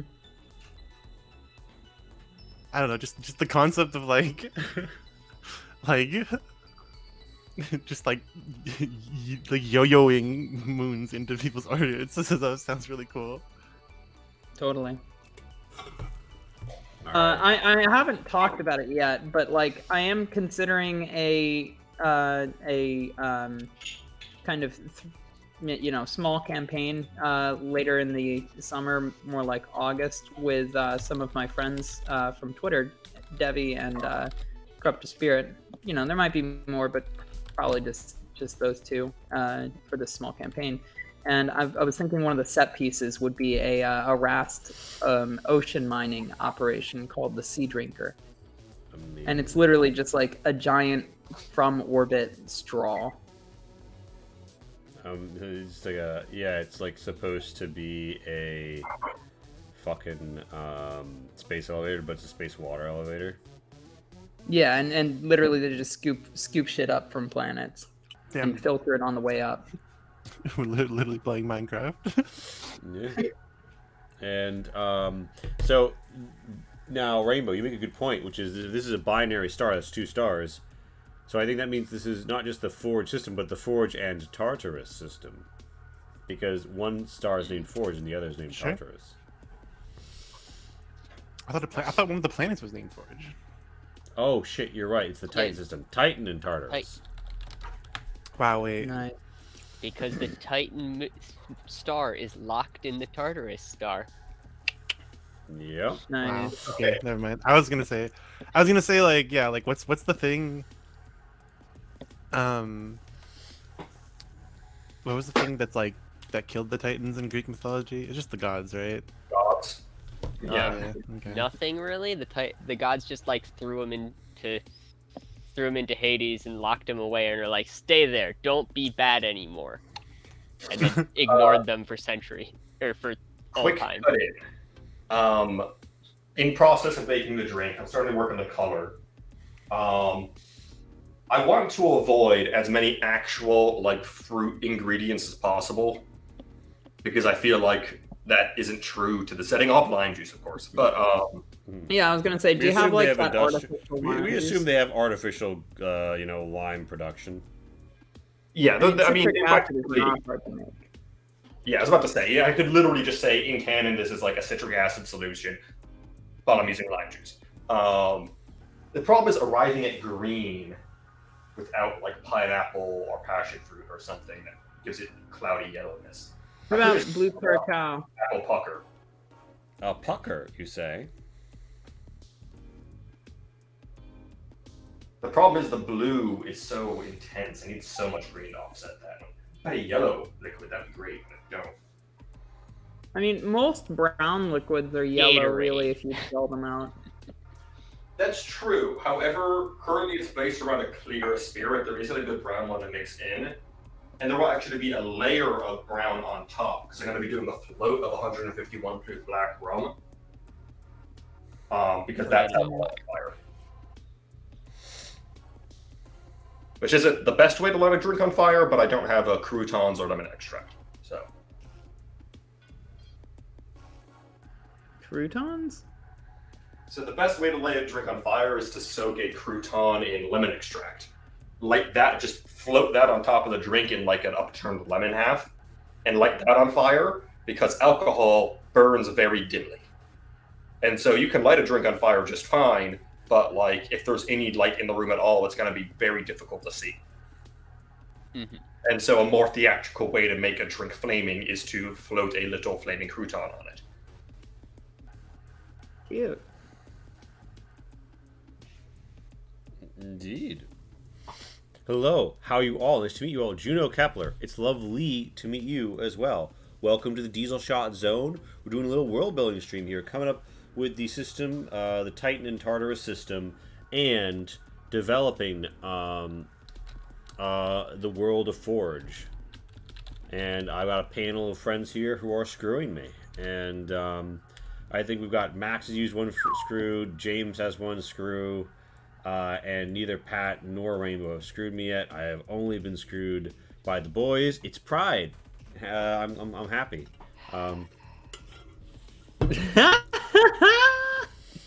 You are just the worst, you bisexual minx.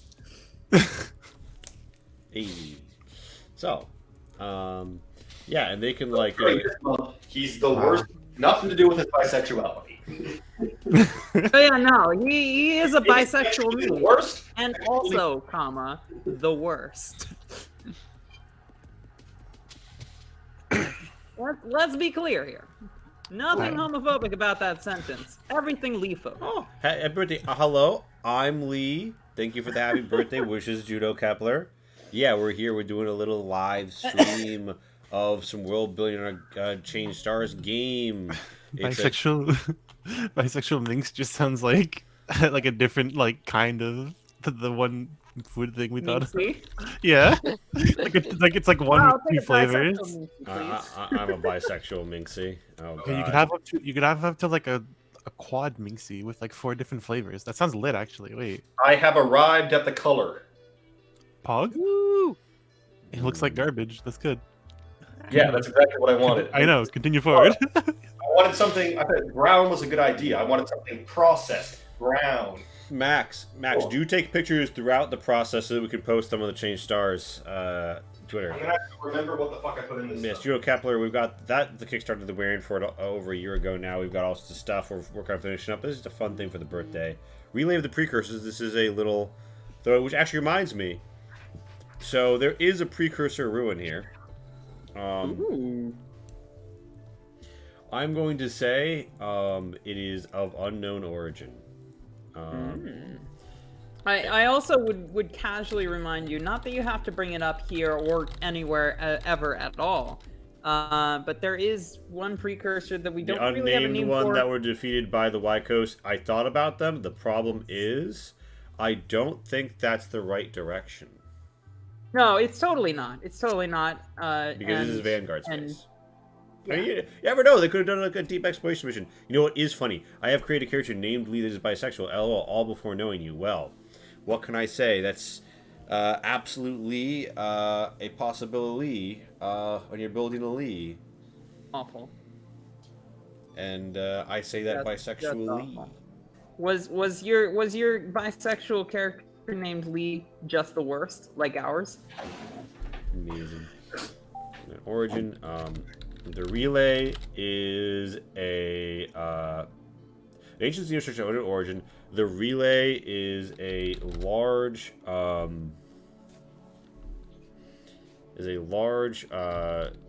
circle with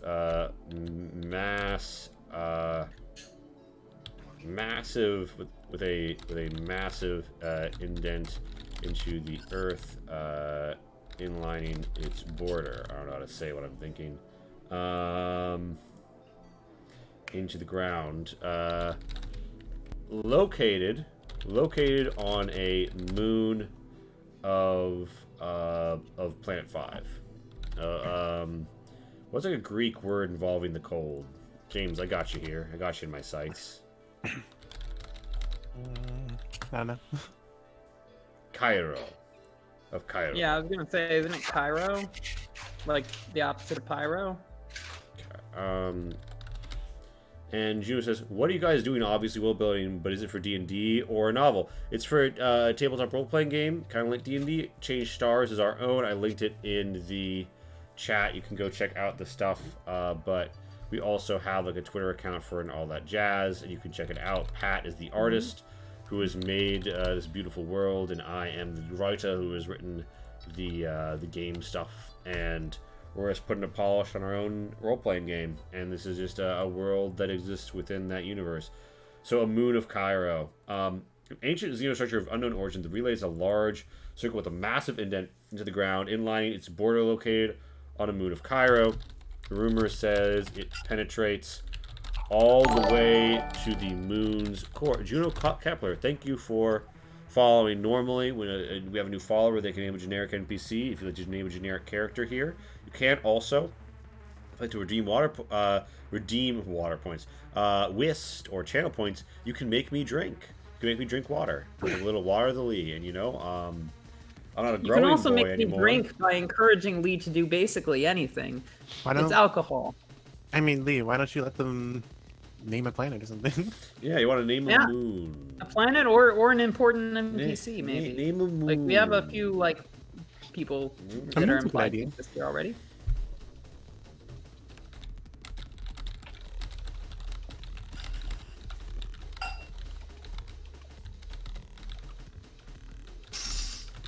Rumor says it penetrates all the way to the moon's core and runs through several layers of frozen liquid and inert gases.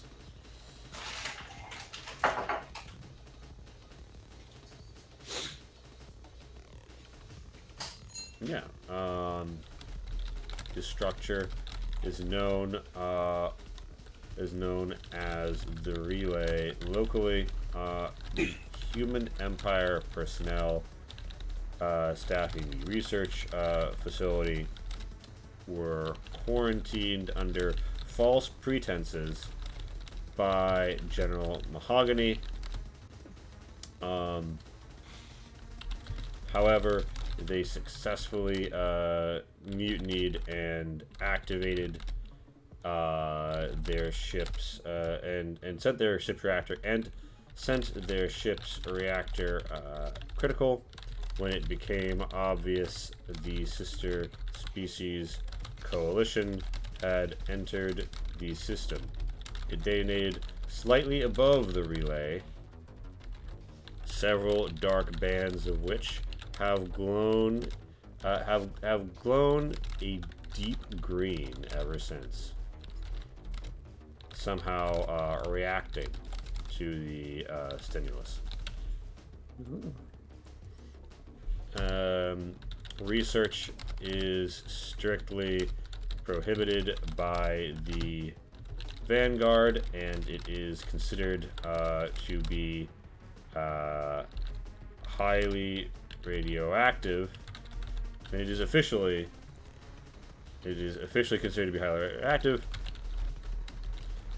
but unofficially, spacers will tell you the radiation appears focused in strange pockets, and one could slide through easily to the old research sites.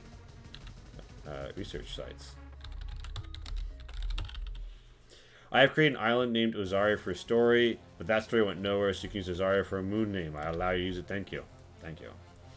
One of its moons is named Ozaria.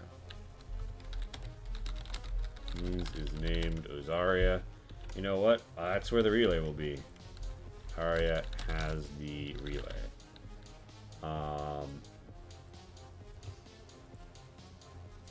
Ozaria. A lovely name. So, Dreamers. We've got our planet. What do we feel? Okay, so again, I ask, knowing everything that we know that now, we've got Forge pretty well developed. What's something that you would want if I was like, okay, this weekend you have to run an adventure set on Forge or in the Titan and Tartarus system? What's a detail that you'd want to have provided for you? Or does anybody feel like imposing something here on the, like putting a twist on something, yes, anding something, if you will?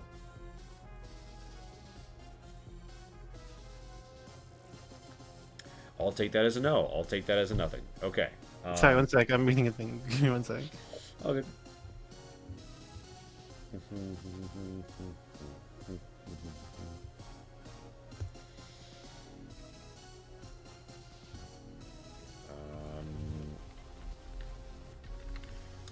Compounds of the Robber Barons. I like that.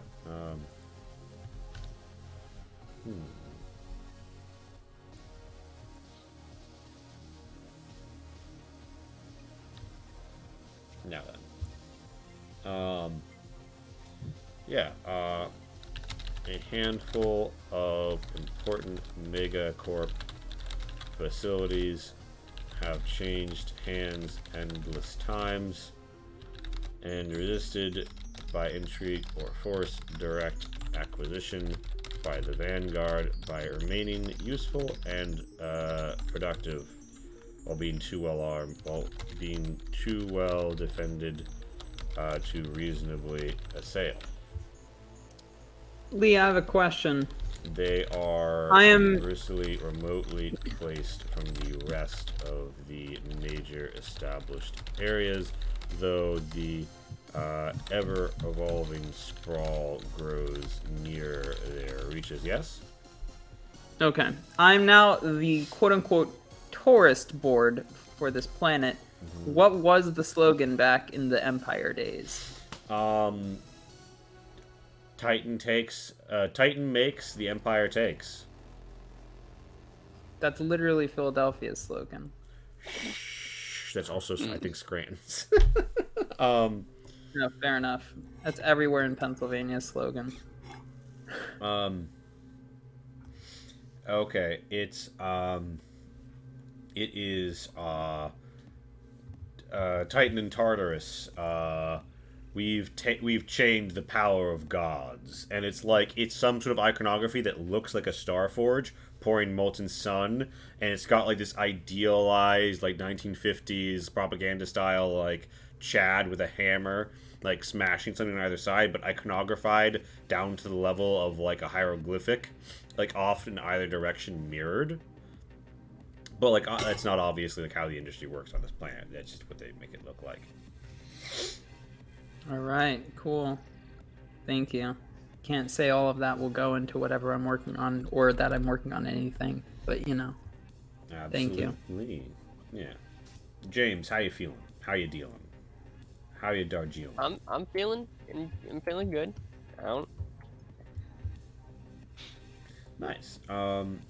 James, tell me, do you have Are you any? feeling gangsta? You're at 2 of 3 screws. We've got a lot of progress here. Everything's very copacetic. I've got a good idea of what this place is like. Is there anything you'd like to impose? Anything you'd like to add here? No, I like what it's like. Yeah, we've got a pretty good vision, I'd say. I think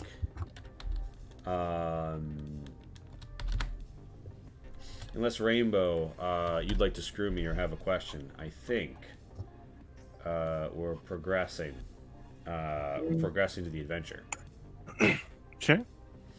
So I'm going to say,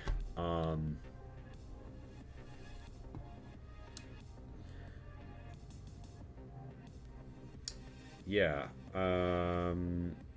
No, hold on. All right. I've got it. Okay.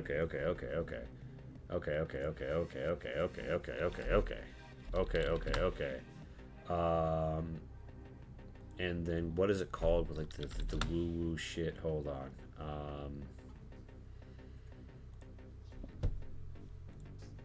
All right. The name of this adventure is going to be Zodiac Mineralogica. All right. Adventure summary.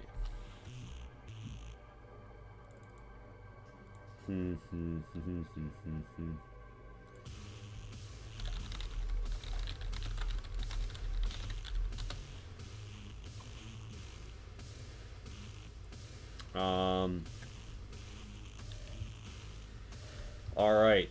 On the mobile planet of Dusk, on the mobile city of Dusk, a needed shipment of quantum computing cores has gone missing.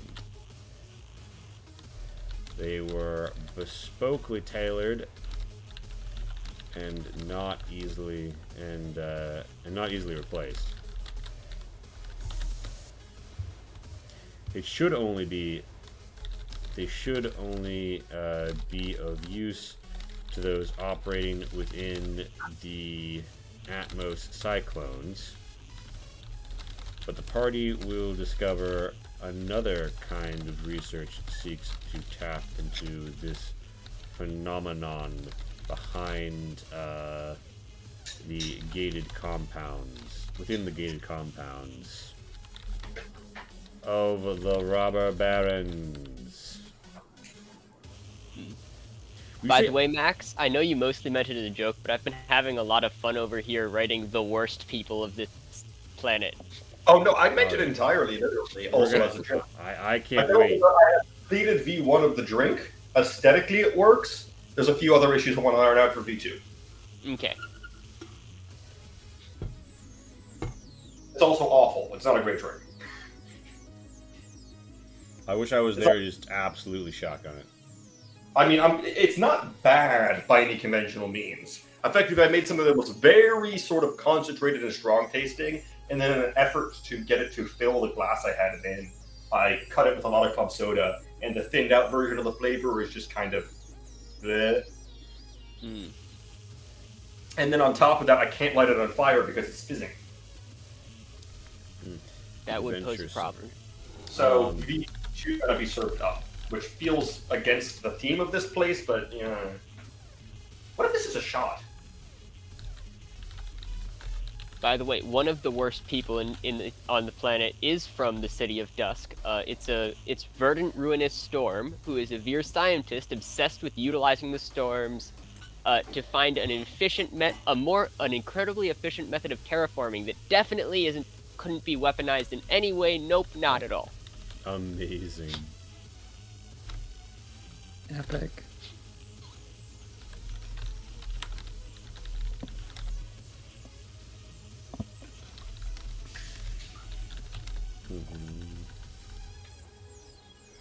High stress environment.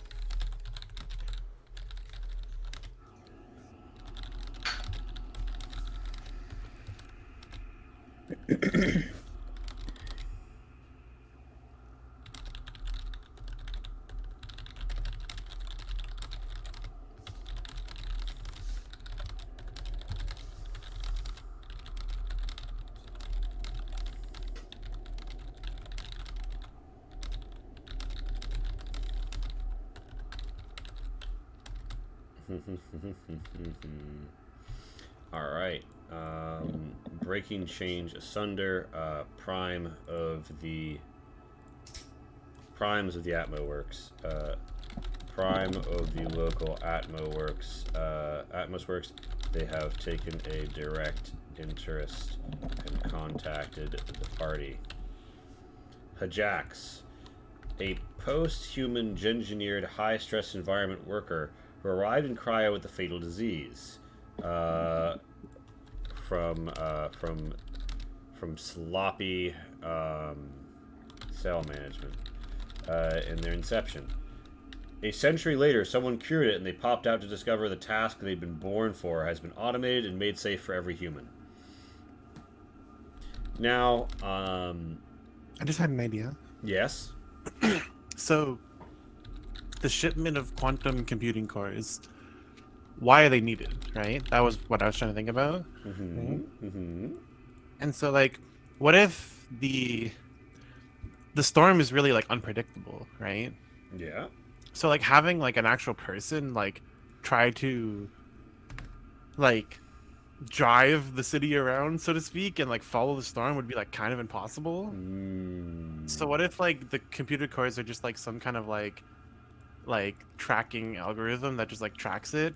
Like, they're needed for a computer that basically tracks the storm and, like, automatically moves the city, like, to follow it. Yeah. A niche shipment of quantum computing cores devoted to the FAI that tracks the storm. And then, like, what if, like, the city, because, like, we said it, like, you know, it sort of has this quality of, like, making things or, like, machinery is, like, easier to use in there or something. What if, like, literally the city would fall apart if it came out of the storm? Like, the city has been built extensively. the city has been extensively ruggedized against the conditions of the Atmos storm. However, it is not prepared for the other dangers of the highly dangerous environment on the planet. That they're safe from here after decades of haphazard add-ons and innovative renovations. I mean, I think it gives it like it gives the Urgency. story like, yeah, it gives it gives it the plot like not only urgency but like finality. Yeah. Prime of the Prime in charge of steering the city. Breaking things under. They have taken a direct interest and contacted the party. They are desperate. They are desperate for any aid and have contacted the party.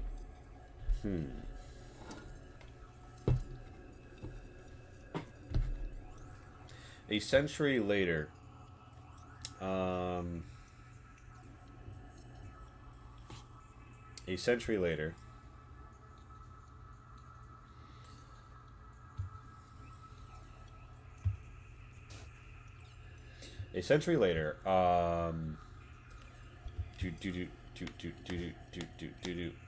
now Sniff Huff and work as a bouncer, work as a lifter. So, all right. So the robber baron. I'm gonna make. I feel like the stereotypical thing to do here is make it a human robber baron, but I think I'm gonna make it a Veer robber baron.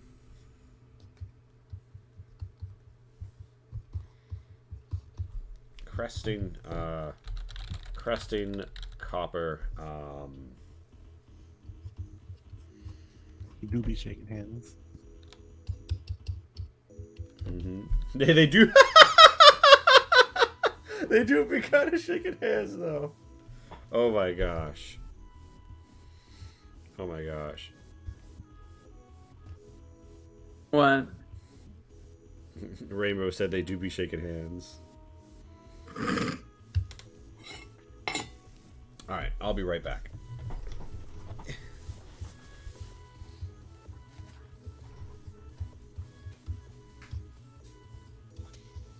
It definitely like wasn't that funny, but I appreciate. That was I know what definitely you're like talking about. It was so funny that it made Lee actually announce when he was leaving. Which is That's important.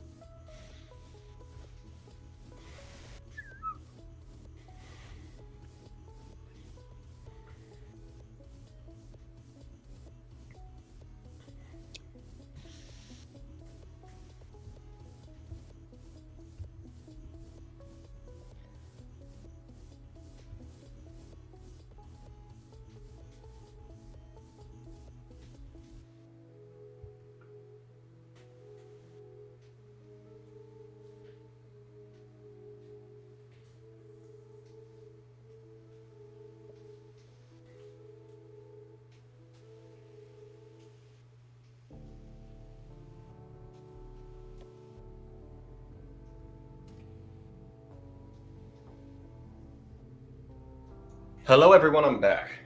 Welcome back. I have pivoted slightly. The first drink with the had a float of black rum at the top looked a little like this. It was a little bit lighter originally. It's not very good, but I think we can agree that the color sort of works. Oh shit! I just Oh no! Oh no! Clip it! Clip it! Someone clip it! Clip it! Clip it! Clip it! Shit. What just happened? I mean, I don't think it was even on camera. I saw it. I Entirely definitely saw it. Max just spilled his drink everywhere. Only like a couple ounces of it actually. It was just a slosh. Man. Unlucky. Yeah, that'll go sometimes. You have to taste it a lot while you're making it, so I'm a little bit saucy. So version 1 was that, which was alright, but left something to be desired. I also think it was a little too dark in color. I kind of wanted that Baja Blast, like light off-putting blue-green. Like that color when you look at it and you're like, nothing is supposed to look like this. That's what Exactly. whenever I see Baja Blast, I'm like, that just looks industrial. That just doesn't look normal. I don't have it's it not quite a- Baja Blast color. That's very hard to arrive at without like passion fruit or pineapple juice, which I don't want to put in this drink for thematic reasons. Sure. However, I did get this. Ooh. This, I made it into a shot for a couple reasons. One, it's too intense to not be cut with something. Oh. Well, it's too intense to do an entire highball glass full of this, is what I originally had it in. And if I cut it with a club soda, it's too bland. Mm-hmm. So I figured, well, I don't want to put this up on a stem because that just doesn't feel right. So I made it into a shot. The one thing I have not done to this, though, yet, which I intend to, is I'm going to put on top a small layer of 151 proof black rum, which will look like an oil slick, And you can And set then it on fire. which I couldn't do in the highball glass, and I can definitely do here. And you can set it on fire. Exactly. Let's see if I can angle my camera down sufficiently so that people will be able to see what's going on. I'm gonna turn off the lights real quick so that the flame will be even somewhat visible. And you know what? I feel like a shot makes more sense too, because like I feel like motherfuckers are poor in this place. So I mean, there's a big reason I didn't want to put it in like a stem glass. Stem glasses are kind of fancy, and that doesn't feel right here. I could see it in the sort of tall glass I had it in earlier. Although I really would have loved to have put it in. I took a can out of the top of my garbage can, just like a tin can, because I thought that would be really fun to put it in. But you can't see the color, so I had all the true. out there objects to drink it out of them, but all of them are opaque. So that sort of ruined it. I have to pull the lights turn off. Needed one of those really teeny tiny mason jars. Yeah. All right. Allow me to layer. This shot is probably going to be terrible, but because it's a shot, it doesn't have to taste good. It's just to kind of be neat. Most shots don't taste good. Every time somebody tells me something about drinking alcohol, I'm like, why do people do this? Oh, also, the thing that really doesn't come through on camera is that the potato chips that are in this, there are potato chips in this, they leave kind of like an oily slick on the surface. So it's a really appetizing looking drink.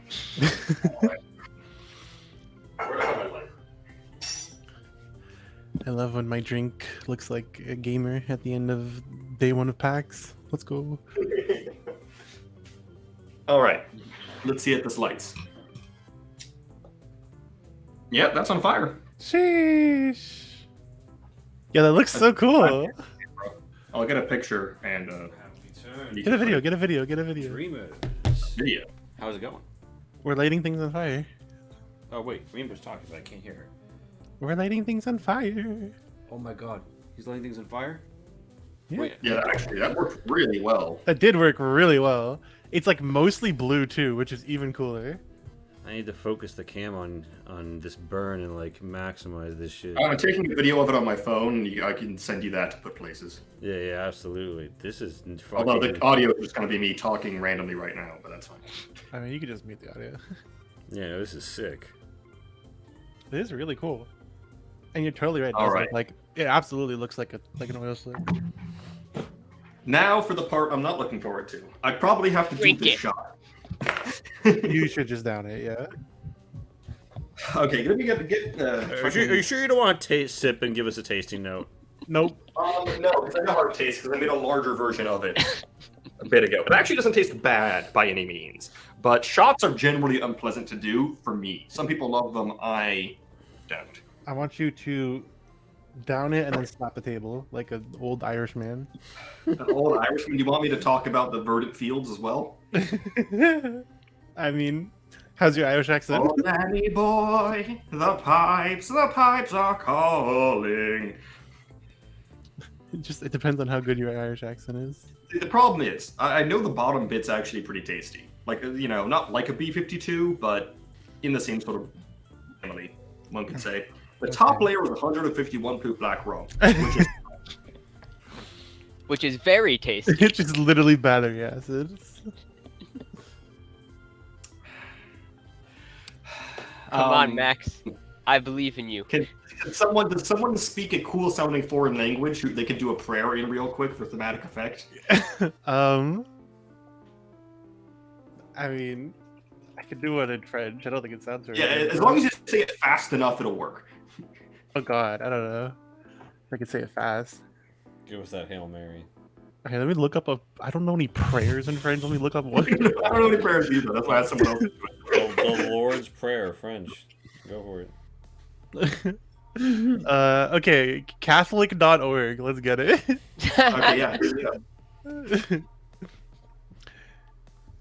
Je crois en Dieu, le Père Tout-Puissant, Créateur du ciel et de la terre, et en Jésus-Christ, son Fils unique, notre Seigneur qui a été conçu du Saint-Esprit et de la Vierge Marie, a souffert sous Ponce Pilate, a été crucifié et mort, a été enseveli. Et c'est descendu au enfer. Le troisième jour est ressuscité de mort et monté au I don't know that word, aux cieux. Et si il a droit de la Père Tout-Puissant d'où il viendra juger les vivants et les morts. Je crois en l'Esprit Saint et à la Sainte Église catholique, la commune des saints et la rémission de les péchés, et la résurrection de la chair et la vie éternelle. Amen. Okay. Oh god, now it's time. All right. You know, if I die, none of you get anything. It all goes to William. That's not true. I rewrote your will. You just don't know it. Yeah, we rewrote That's it. actually not bad. Wow, that was such an anticlimax. It honestly hit exactly like I expected it to. Where the blue bit tasted pretty good. Citrusy, artificial, but that's what I wanted. I think I was saying The top bit is murder. Oh my god. I think I was saying the prayer. That's the one that's like about Jesus being resurrected and stuff. Oh my god. I don't know The any top prayers. layer, once that hits you, that is intensely. Without the top layer, this would be a delicious shot. Not very strong, but delicious. With the top layer, it's strong and disgusting. That was kind of long though. Oh, short French prayers. Here we go. Well, I mean, we're good. I've already done it. We don't need more French prayers. Because I'm not doing another. That's for damn sure. I don't know. What is this word? CIEUX? I don't actually know what that means. What is it? CIEUX. Oh, heavens. I see. Yeah. Yeah. Yeah, there's no fucking way I would have known that word. Like I said, I'm definitely not like. By the way, check Lee, check Mad Bands right above what you just typed. Yeah, let me check that out. Check that out. Check that out. Check that out. Happy birthday, Day. I hope you enjoyed that because I didn't. And oh my goodness, Pat, I love it. Let's show the world. Yeah, I'm glad that you went through that for the art, Max. We'll post this up all over. How do you even say that? Monsieur? That's how I would show assume the world Pat's gorgeous art. Yeah, I was right. Well, y'all said Daddy and Twink holding each other at some point, and I was like, all right, that's going on the advertisement. Nice. It was initially not intended as homoerotic by the Human Empire when they put it on. They just thought two guys bonding over tools and chains would be normal and Nice. not homoerotic. I mean, it's just like homoerotic there. I don't know what you're talking about. Early Soviet Chinese cooperation ads where you have like we build the chains that bind gods, and baby, you're looking divine. Totally not homoerotic. Nope.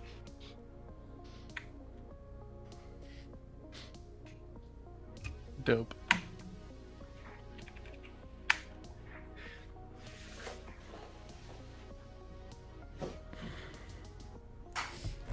Yes, it is wonderful. We have this amazing setting here,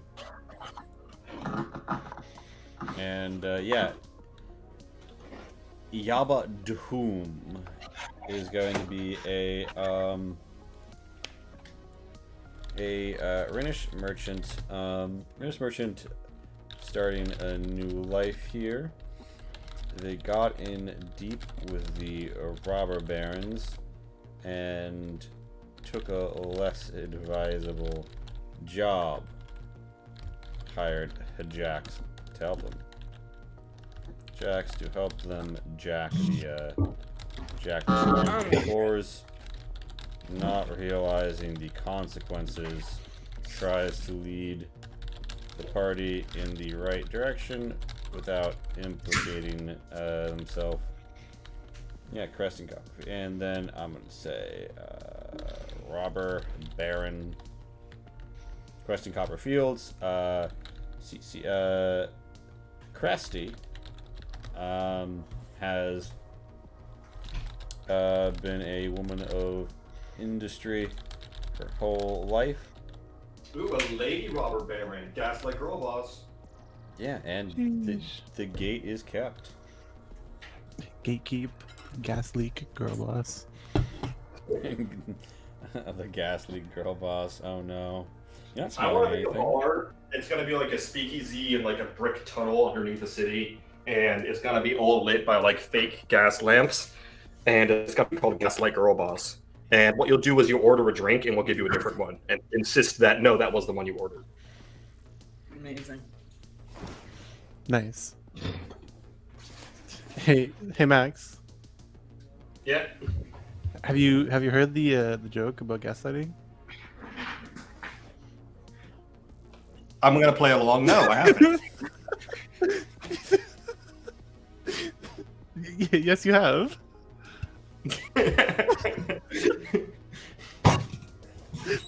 You have, Max. Max, I definitely told this joke to you before. In fairness, I believe you now, Rainbow. Yeah, sure, why not? Hashtag believe woman. That's what I say. Amazing. Amazing. And I've heard you're very persuasive in the right circumstances.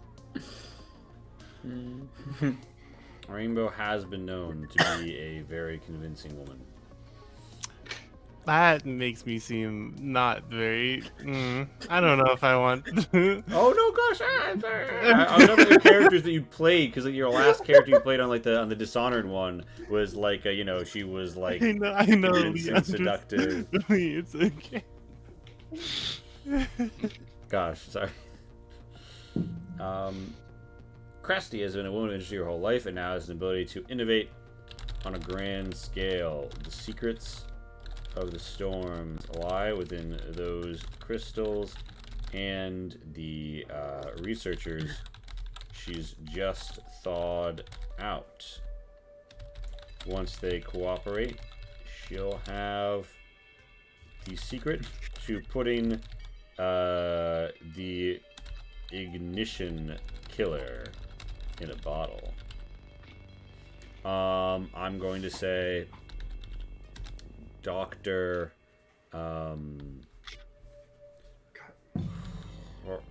Every few minutes I'll remember how that tasted and it'll, like, shake.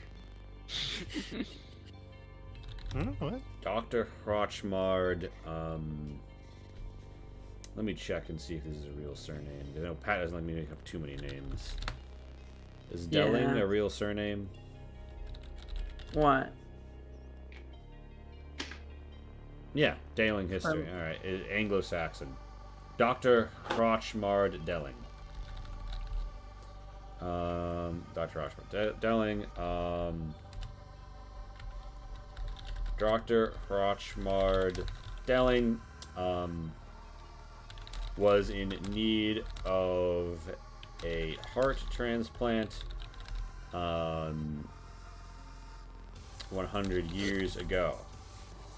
Oh, and went into cryo to forestall cardiac failure. They have recently been unearthed, rehearted, and awoken by Cresty. By cresting copper fields.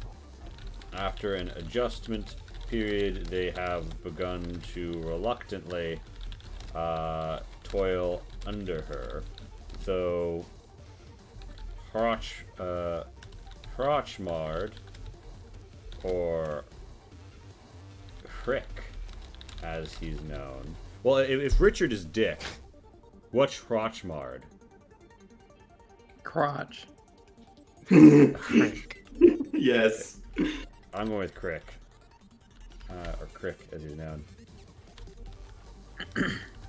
See, the problem is I actually like the name Crick.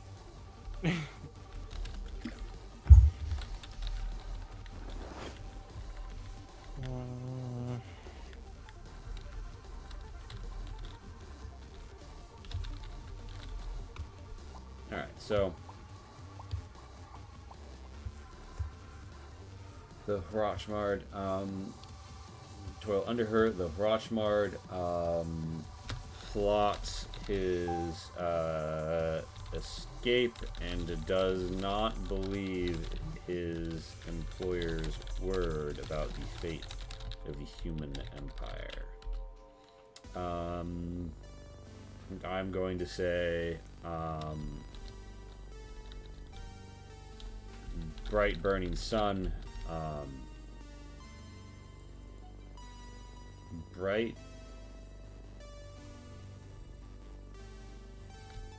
simmering sun. Head of prime of security for Cresty.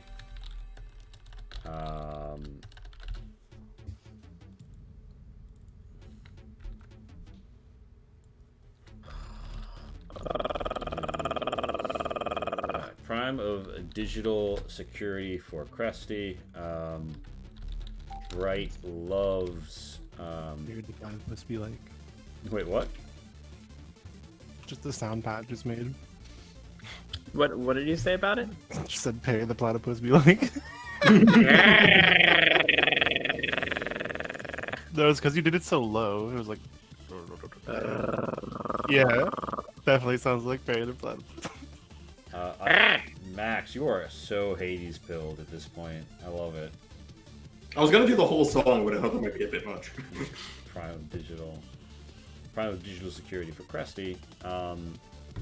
Bright is a former pirate hacker who considered working for a robber baron in the Vanguard a career upgrade. Doesn't really know what's up with these funky gas grenades, but they look pretty sick. he's taken control of the turret and sensor system and has them not tracked by default, so people will assume they are off or ineffective until he gives the kill order. He gives the kill alarm order. So Cresty, Crick, Bright, and I'm also going to say,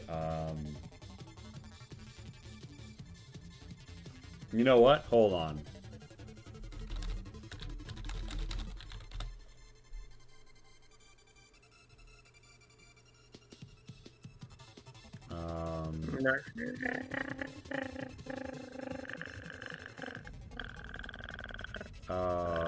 Yeah, alright. Cronus. When you mow the lawn. We are... What? when you mow the lawn.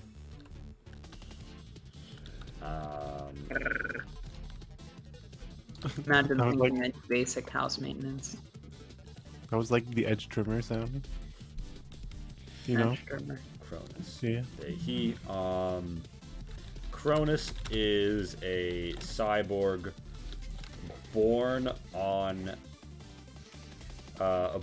Forge, who came up through the fighting pits and has and ascended to cult status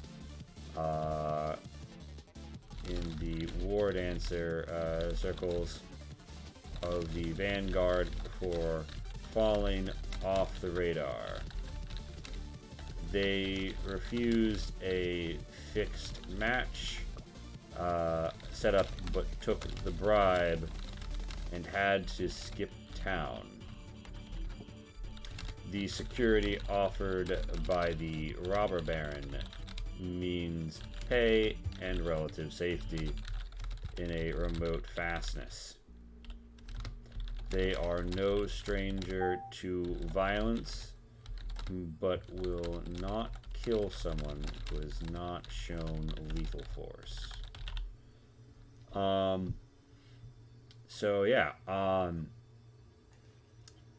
basically, the villain menagerie is robber baron, greedy robber baron who's woken up this human empire person who she's poking with a stick like, hey, do the thing.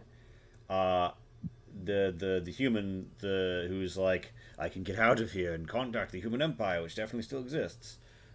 Bright simmering sun, who's like hacker boy who likes to be trapsy about his setup. And that rainbow was when you're a punch card operator. And Cronus is just like they're a fighter pit,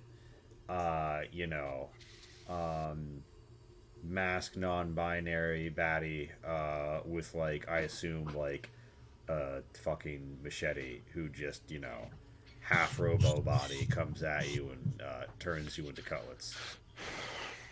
They do show lethal force, otherwise they'll knock you out. So yeah, dramatis personae. Setting the stage, adventure hooks. Adventure hooks.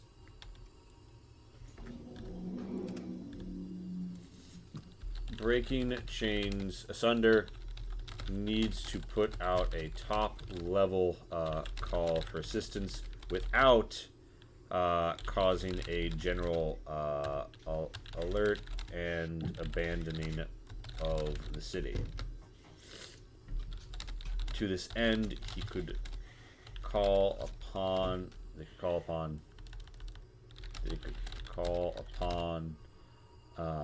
anyone,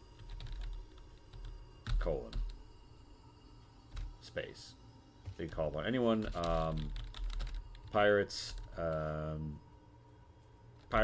free merchants, ideologues, even off-duty Trinity Marines. The word ideologue is so funny to me. Wow. You ever have an idea?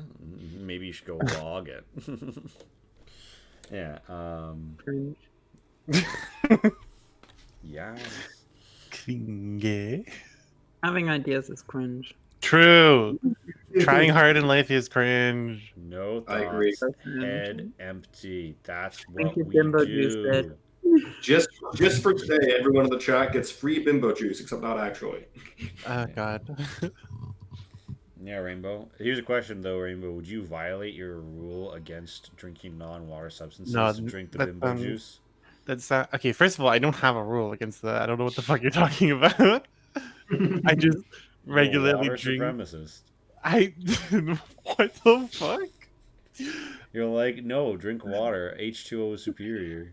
Yes, it is, but it doesn't mean I would tell you not to drink it. She's a Hydra homie. Chill. Yeah. I'm not a hydro like. I'm not a Evangelist. yes. Yeah, I was gonna say I'm not a hydro Nazi. Like what? Like, Do I see milk in your fridge? Is 9p yellow? Oh my god. Oh my god. That being examines the color of your pee. Have you not been hydrating? So, before this bit gets any worse, I feel like we're at a point here. But What were no, you saying? because Rainbow, would you drink the bimbo juice if it came in one of those like Crystal Light packets and then you mix it into your water? no, again, because it's like my number one phobia is like losing control of my, mental Bimbofication. faculties. Indeed. That's fair. That only lasts 48 hours. And But, I mean, yeah. and Rainbow is a prestigious university. She can't afford to lose her faculty. They get very competitive offers. Amazing. Particularly in Just the offer the mental phone. department. I mean, you should see what's going on up there. Great work. There are people who are. There are places where you can lose faculty. You just pay them more money. You don't need to pay anyone else. Ridiculous. We're not gonna pay people. Actually, the trend now is to actually intentionally lose faculty. Fucking schools don't hire Now- people anymore. Sorry, go ahead. I just say schools don't hire people anymore like full time because then you have to pay like benefits and shit, and their salaries are higher. You just hire like, instead of hiring like one prof to teach 6 classes, just hire like 6 profs to teach 1 class each. And then they're all just like not full time professors. They're just The temps. what's the one word? Adjuncts? Sorry. Adjuncts? Adjunct. Yeah. I think so. Yeah, Call like anyone. I want to say executive professors, but that's not the word I'm thinking of. There's a word for it. Anyways, yeah.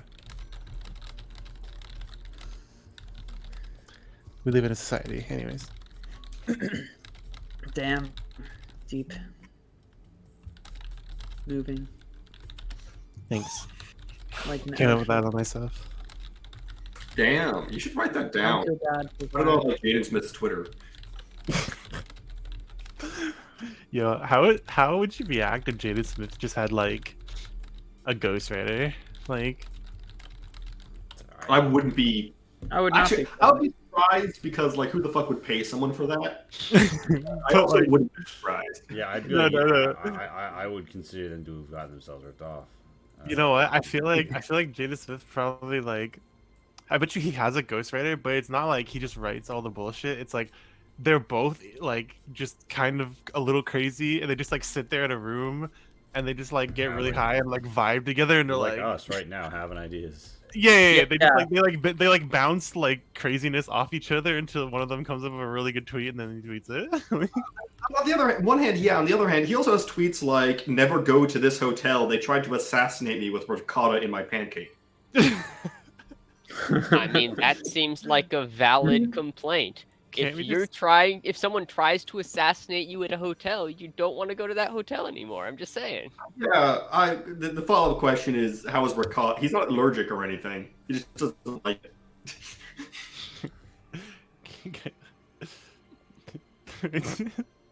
Minor He details. also has a quote where he says, "Can't we just discuss the political and economic state of the world? Like, come on, guys! Like, Amazing. I fucking love that video so much. Just the like, he has like simultaneously like just crazy fucking crack addict like energy, while at the same time having like suburban white dad energy. It's so Mhm. fucking funny. The He has duality of crazy.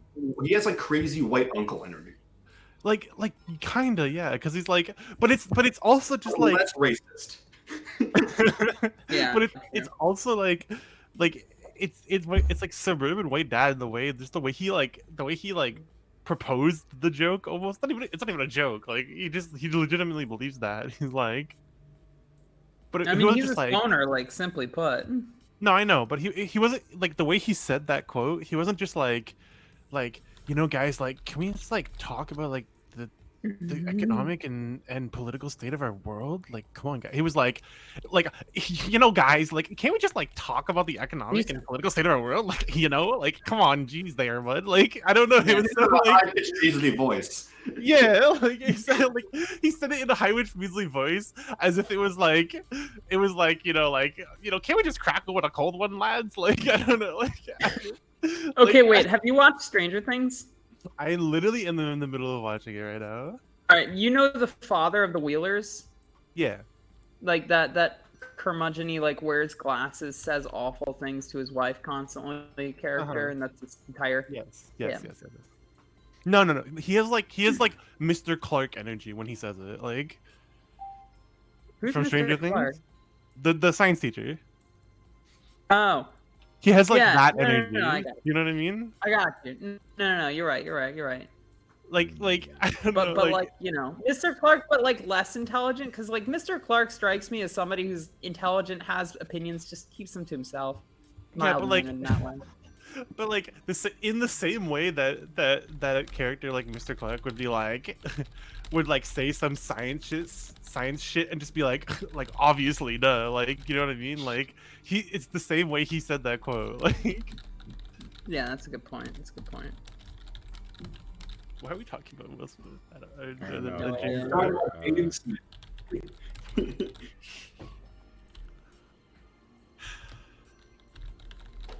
We're talking about society True. because we live in one. How can mirrors be real if our eyes aren't?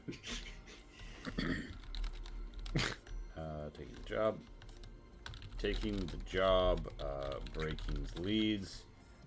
All right, so I'm gonna say Breaking knows the shipment was due for arrival in the so they would use ship terms rather than like Eastern or Western because the rotation of the city changes. So no, starboard, yeah, the starboard heliport. Breaking knows the shipment was due for arrival in the starboard heliport, and the Starboard being left if you're facing the front of the ship. The Albatross AVC crew reports successfully handing off the goods there. The people there report that a Rast and human with those funny augments, with those mechanical augments, arrived to handle the job. Breaking knows that he knows that an anonymous tip about it about the loss of anonymous tip. I'm gonna say this: the party will receive an unsigned comms mesh communication systems -2 test trace shortly after getting the job. Saying an anonymous tip about the destination of the goods is available. They are to meet at the lower decks bar, the Bumpy Hang. The Bumpy It's like on the underside of the city. The bumpy shaft? No. I can't be that lewd. Amazing. Feel free to screw this, by the way. What is what are you turning in? This is a Like, lower on the deck underside of bar this- where you can see like the world below you as the city drives, right? And just like drink there because you're below the street. But there's no stone and earth under the city. I have a name. A twist. Twistin. The name is the Festering Undercarriage. The festering undercarriage. The festering undercarriage. All right. Max has just screwed me with the festering undercarriage. And honestly, I might need a cure disease potion. Oh god. Yeah, to meet at the lower decks bar, the festering undercarriage. Going to meet or back tracing the communication. We'll hit back. Yabadoom. Yabadoom. A Rastian, a Rhenish tech merchant who largely sells a mix of shiny new slates and high value electronic scrap, electronic salvage. The party will receive an unsigned mesh communication. Yeah, right.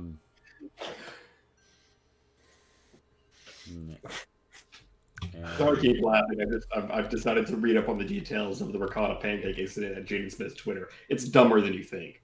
It's dumber than I thought. Asking around about Emerson will, based on description, easily lead to Hajax. Hajax, who is huffing, who is sniffing huff. Lee, we have drugs. We have drugs. We have a drug list. Yes, huff is also a drug in Change Stars. Yes, but we could say instead that he is huffing Coda Bimbo juice. a whisker, the fun powder dusting up Megacorp shareholder meetings in Rast culture. Yeah, I mean, I assume that they could be doing a lot of different drugs, but yeah, asking a person based on. So the reason this person does huff is not because they're like, oh, I love to do fun drugs. It's because they're a post-human who was designed to do work in a certain dangerous work, and they weren't designed well, so their body has certain lackings. So they do the huff to make up for the lacking and dull the pain. Cool. Okay. Sorry, I did not mean to stop you there, but I'm always trying to expand the lore. Of course. We can throw that in, but we're stuffing huff on this grand sheet. We are at like one page. Let me check. Because I have a 3-page budget here. I am 1.5 pages deep into this adventure.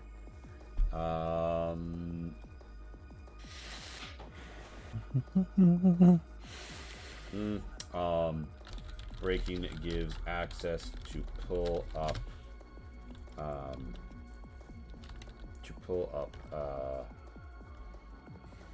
flight logs to and from dusk. Scrutiny, insight, scrutiny, insight, or systems tests may be used to deduce that there was an unscheduled departure from a Piranha shuttle situated in a city-side hangar within a few blocks of the heliport the part was deposited at. Asking around will also say Hajax and Yabadu were present. Yabadoom and Yabadoom are seen nearby at around the right time. Alright, so I've given you a billion different ways to fucking find this information.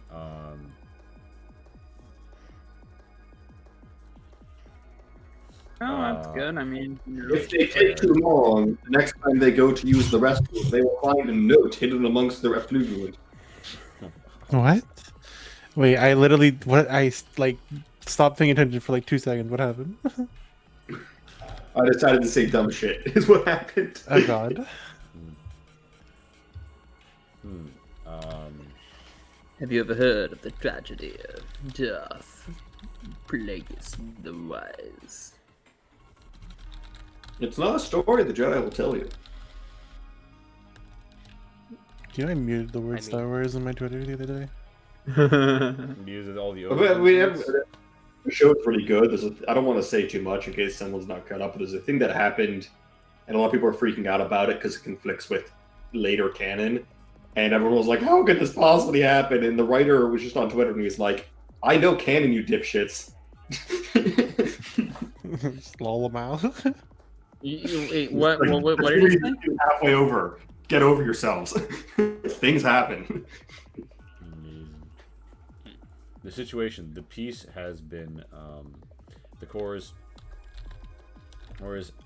have been stolen using Jackson have been stolen by running a fast con, then transferred to their purchaser, to their employer, to the contractor Cresting Copper Fields, at her robber baron compound. Any of the leads can bring them this information. They need to get there and act. It is too far by land, but a vehicle could be provided. An incident between Dusk and the compound is too risky without concrete proof of wrongdoing, so they will only be dropped nearby if they have no aerial transport of themselves, but local shuttle pilots asked to buy the Prime will gladly airlift any ground vehicles the party has. If they have none, they'll be given a ATVs or Rover. I feel like a Rover, because that way you don't have to worry about breathing all the... but are you going to hand out a Rover that freely? I don't think so. Fuck you. You get ATVs. They'll be given some ATVs. Happy hunting.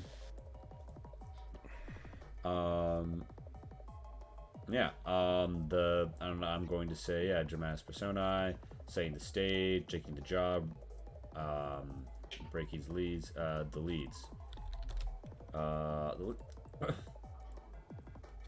And yeah, so that's all right. The final page here is just compound of yeah, so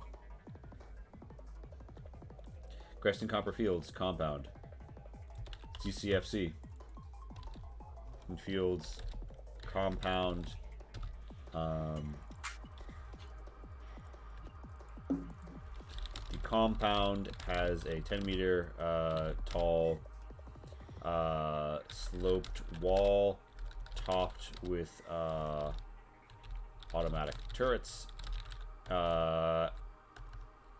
on a formerly wooded plateau, now covered in dead and calcified plant life, and the occasional mutated beast. The central structure is large and split into 3 primary sections. The spaceport, the offices, and the lab. The spaceport, the offices, the lab. The robber barons have a single. The robber barons have 2 piranha strike fighters and a single.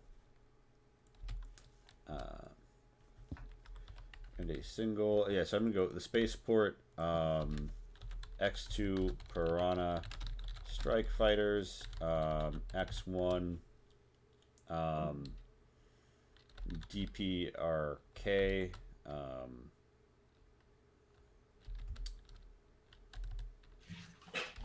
Dillo,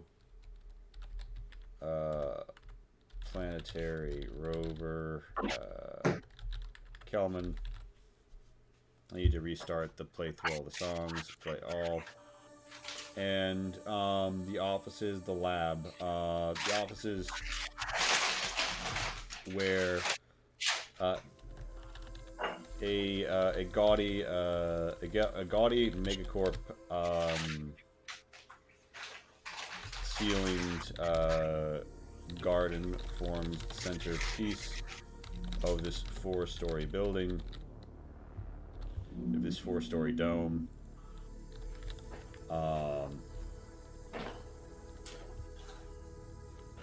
Crested Copper Fields rules from here. Economic slope, formerly wooded plateau. Nah. Not a plateau, but a mesa. Actually, is there a difference between a plateau and a mesa? Yes. Plateaus are an extensive, raised, flat surfaced area. Mesas are isolated, broad, flat-topped mountains with at least one steep side.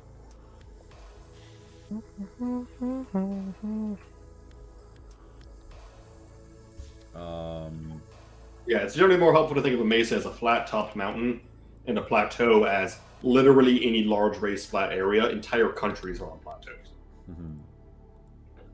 Call it a mesa. The area around has some sparse dwellings and travel it in herds.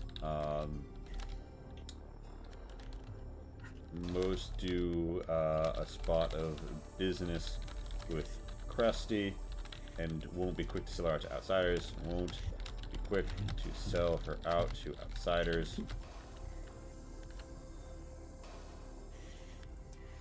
A gaudy megacorp ceiling garden lives in the executive suite with her closest herd mates. With her with the closest family, with the closest associates, who she does not formally consider a herd, as she is running a business, you see. The lab. Dr. Dowling is confined here. Lane is confined here and producing charges that can create a 50-meter area that do not that prevents all ignition, stopping conventional firearms from shooting. Stopping traditional firearms from shooting. Pulse weapons. Pulse and laser weapons are immune.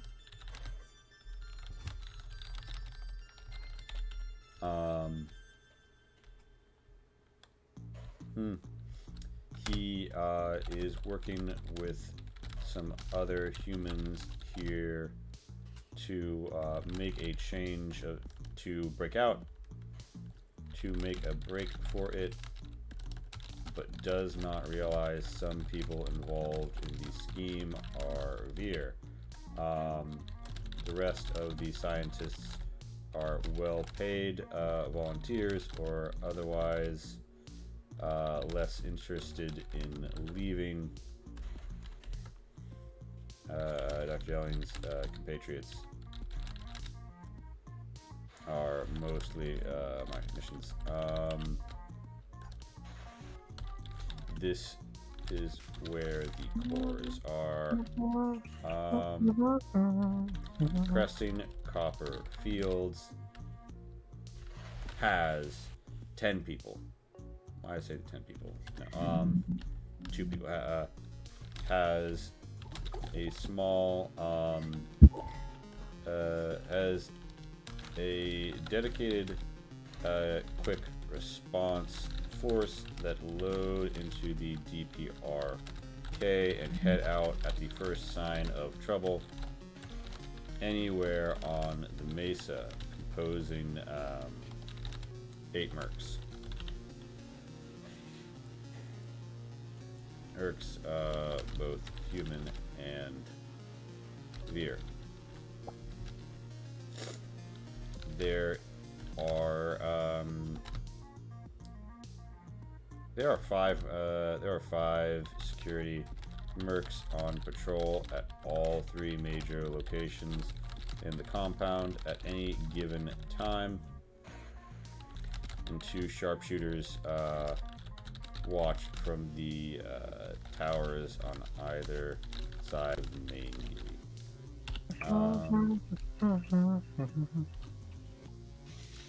Cronus is given leave to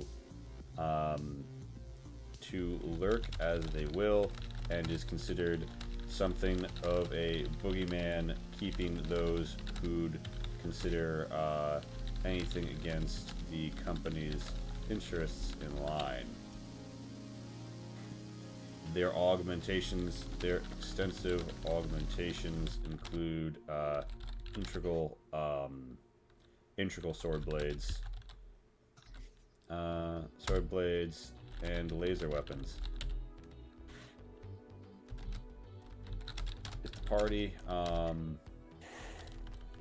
Cronus won't leave with QRF. Cronus won't leave with the QRF if there's an incident outside, but will go on high alert.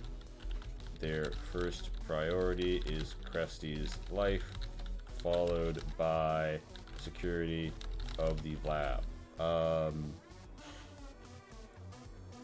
Alright. Here's a question. Do we think that this adventure outline for Zodiac Mineralogica is done? Can you read it to me? Yeah, it's 3 pages, but I can read it to you. I could also draw. Oh, I'm sorry. No, I mean, it's... You just read it out as you typed it. I don't think we need to reread it on stream. I mean, I'm not gonna lie. I I wasn't did like not 40 know pages. what was going on. Yeah, I wasn't following it at all. No, I mean, I was like muttering to myself as I typed down bits. So I'm gonna send the full link to this to the. I do not know how to to read. the people here. Yeah, okay, give me 1 second. I'm gaming. Sure, gamer. Gaming. Rawhide. Isn't it Rawhide? It's a. Have you not heard the rolling? Yes, Pat. Rawhide. Pat. Blues Brothers is like my favorite movie ever. Of course, I I've heard that didn't song. know it was from Blues Brothers. It's definitely not, but there's a very They famous scene in that movie where they sing that it song. all night long, yeah. And Okay. then I've never heard that song outside of my mother singing it, so Really? It's from a TV show. don't watch The TV. theme. It's the theme to a TV show. Very old one, and it's. Anyways, you know what? Okay, so Rainbow, I'll give it to you. Zodiac Mineralogical Adventure Summary. On the mobile city of Dusk, a needed shipment of quantum computing cores devoted to the FAI that tracks the storm has gone missing. They were bespokely tailored, not easily replaced. They should only be of use to those operating within the Atmos cyclones, but the party will discover other kind of research seeks to tap into this phenomenon within the gated compounds of the robber barons. The city has been extensively ruggedized against the conditions of the Atmos storm. However, it is not prepared for the other dangers of the highly dangerous environment on the planet that they're not safe from here after decades of haphazard add-ons and innovative renovations. If they're not found soon, disaster could strike. Dramatis Personae. On Dusk. Breaking chains asunder. They're the prime in charge of steering the city. Desperately seeking aid and have contacted the party. Yabadoom, a Rhenish merchant starting a new life here. They got in deep with the robber barons and took a less advisable job. Hired Hajax to help them jack the quantum cores, not realize the consequences. Tries to lead the party in the right direction without implicating himself. Hajax. Interesting character. What? But that's a very interesting character. Yeah. Hajax is a post-human engineered high-stress environment worker who arrived in cryo with a fatal disease from sloppy cell management in their inception. A century later, someone cured it, and they popped out to discover the task they'd been born for has been automated and made safe for every other human. Now sniffs huff and works as a lifter and bouncer. Lifter, bouncer, muscle.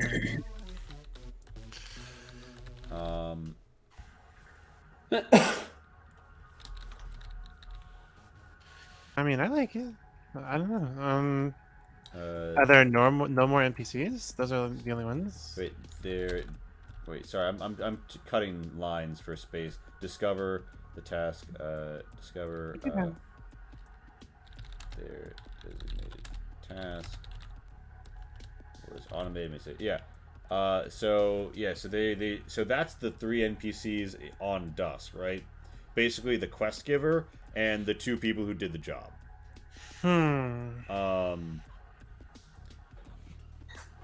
And the robber barons. At the robber baron's place, we have the robber baron herself, Cresting Copper Fields. Cresty has been a woman of industry her whole life and now has an ability to innovate on a grand scale. The secrets of the storms lie within those crystals and the researchers she's just thought out. Once they cooperate, she'll have the secret to putting the ignition killer in a bottle. Dr. Hrochmard Delling. Dr. Hrochmard Delling was in need of a heart transplant 100 years ago and went into cryo to forestall cardiac failure. They have recently been unearthed, rehearted, and awoken by Cresting Copper Fields. And awoken, I would say, because it's kind of implicit. After adjustment period, they have begun to reluctantly toil under Cresty. Though Hrochmard, or Crick as he's known, plots his escape and does not believe his employer's word about the fate of the Empire. Bright simmering sun, prime of digital security for Cresty. Bright is a former pirate hacker who considered working for a robber baron in the Vanguard a career upgrade. Who considers this a career upgrade? Who considers this? Doesn't really know what's up with these funky gas grenades, but they look pretty sick. He's taken control of the turret and sensor systems and has them not tracked by default, so people will assume they are off and ineffective until he gives the kill alarm order. Cronus, Cronus is a cyborg born on Forge who came up through the fighting pits and ascended to cult status in the war dancer circles of the Vanguard before falling off the radar. They fused a fixed match setup but took the bribe and had to skip town. The security offered by the robber baron means pay and relative safety in a remote fastness. They are no stranger to violence, but will not kill someone who has not shown lethal force. Those are the characters. Those are all 7 of the characters in this adventure. I feel as though the only thing it feels like it's missing to me is like almost like a grounded character that's like less involved almost. Just a person who lives there, you know? Like a bartender or something. Here's the thing. I mean, it doesn't have to be like a bartender. It could be anything. Like, they could be involved in the adventure significantly. Just like, I don't know, just a character that like is very, it's just very like, it kind of grounds the whole thing, so it doesn't just feel like all. What about a concerned citizen who desperately wants to get the thing back and isn't above doing vigilante actions like following the PCs to make sure that things go well, and potentially ends up bungling their sneaky plans if caught? Yeah. The only thing is, so I think I'm just gonna violate the 3-page limit here and add another NPC. But yeah, I feel violated. Twist, no violations. amazing. Twist violations. Yeah, here's the thing. Rainbow has Via- more stockpile. I definitely have more than you, yeah. I enlist your help. I'm just between my two friends screwing me, and I don't know where to go, but I'm adding an Oh NPC my here. god. Yeah. Wait, Max, were you trying to enlist my help there? You realize I love making NPCs. Like, that's what I'm doing right over here. I want him to make the NPC. I just wanted to have to do it in like a sentence.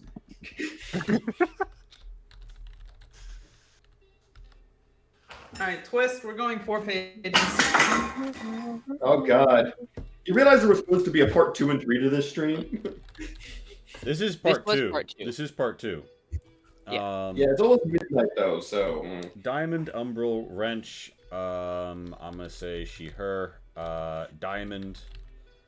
Diamond is unbreakable, Rainbow. What about?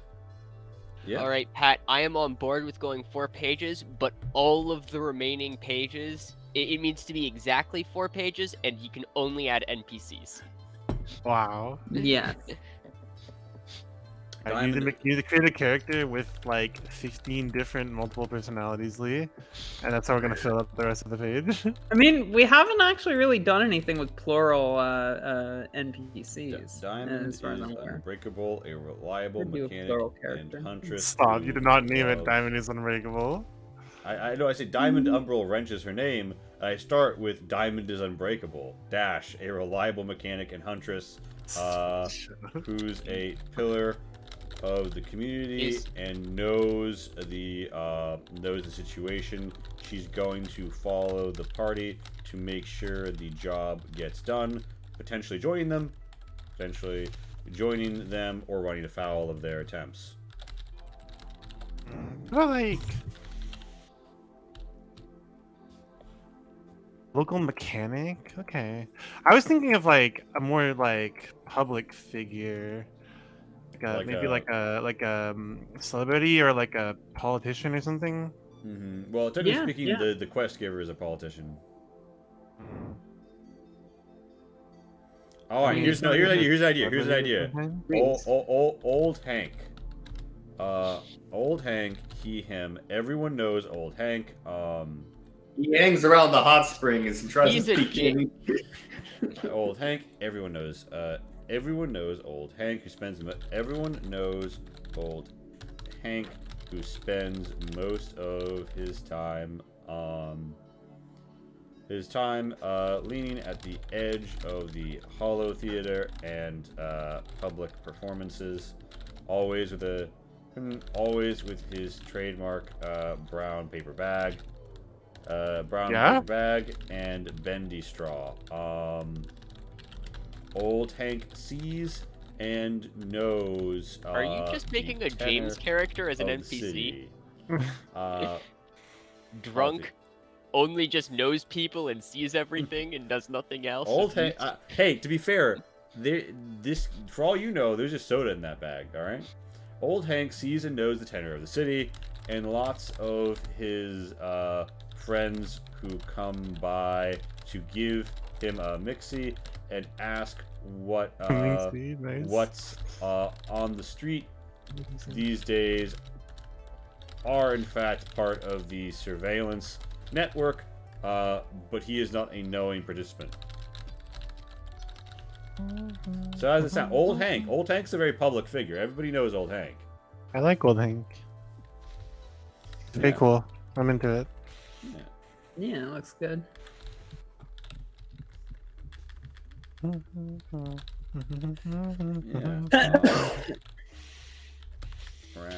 Yeah. So do you feel that we're still missing a certain je ne sais quoi? I like Old Hank. More in that vein, you think? We need someone hornier. Are you saying that Old Hank isn't horny, Max? I'm disappointed. He hangs around at the edge, like for all the hollow vids. They in their heart should be horny, but to the reader, they are horny. Yeah. So Rainbow, you think hornier? I was thinking like. You just put my words in people's mouth. How'd they taste, Rainbow? I'm not answering that question. Anyways, there's like a lot of people get sick in this place, right? I would assume, right? There's lots of there's like health concerns. What if there's like everyone has cancer? you know that stereotype of like the local doctor who like does everything for free and is like really well known, you know? Yeah. I think that Also, would be we a don't cool have- position. We don't have a Thren yet, or a Mirai. Yeah. Could, True. Good. use this as a chance Here's an to... idea. Draska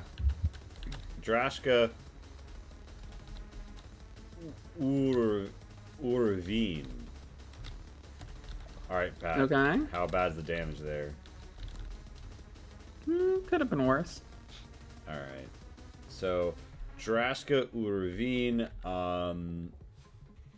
a Thren doctor who came to study, cure, and potentially immunize locals against the various diseases of the planet. She works in dusk because the Atmos storms are a better environment for many of her patients who travel from across the planet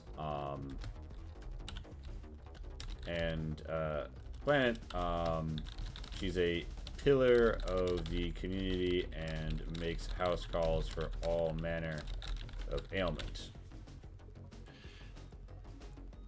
Alright. I think she should also like I said, like I think the fact that she doesn't charge people often, like it should be included in it. Yes. She works for free, and as maybe like maybe not always, but like of the herd wants for nothing. She sometimes charges outsiders. I was gonna say, yeah, maybe not like always, like people who can't afford it, she doesn't charge. You know what I mean? Like even if like she really needs to pay the bills, but it's like well, I mean, also the item zero. She does not need to pay the fucking bills. This is a Veer, like this is a herd. They're like that's the doctor. The doctor has a place to live. The doctor has food. The doctor has like that's fair enough. Yeah. Like the VR like. The Vanguard is not a capitalist society, despite the fact that, thanks to Max, there are robber barons on this planet. Yeah, the robber barons are specifically not a part of the Vanguard, remember? Yeah, They're just sort of camped I mean, out. yeah, While the there Veer is are a lot of money things. and they do a lot of commerce, if you have a local doctor who's healing people for free, they're just going to take care of the local doctor.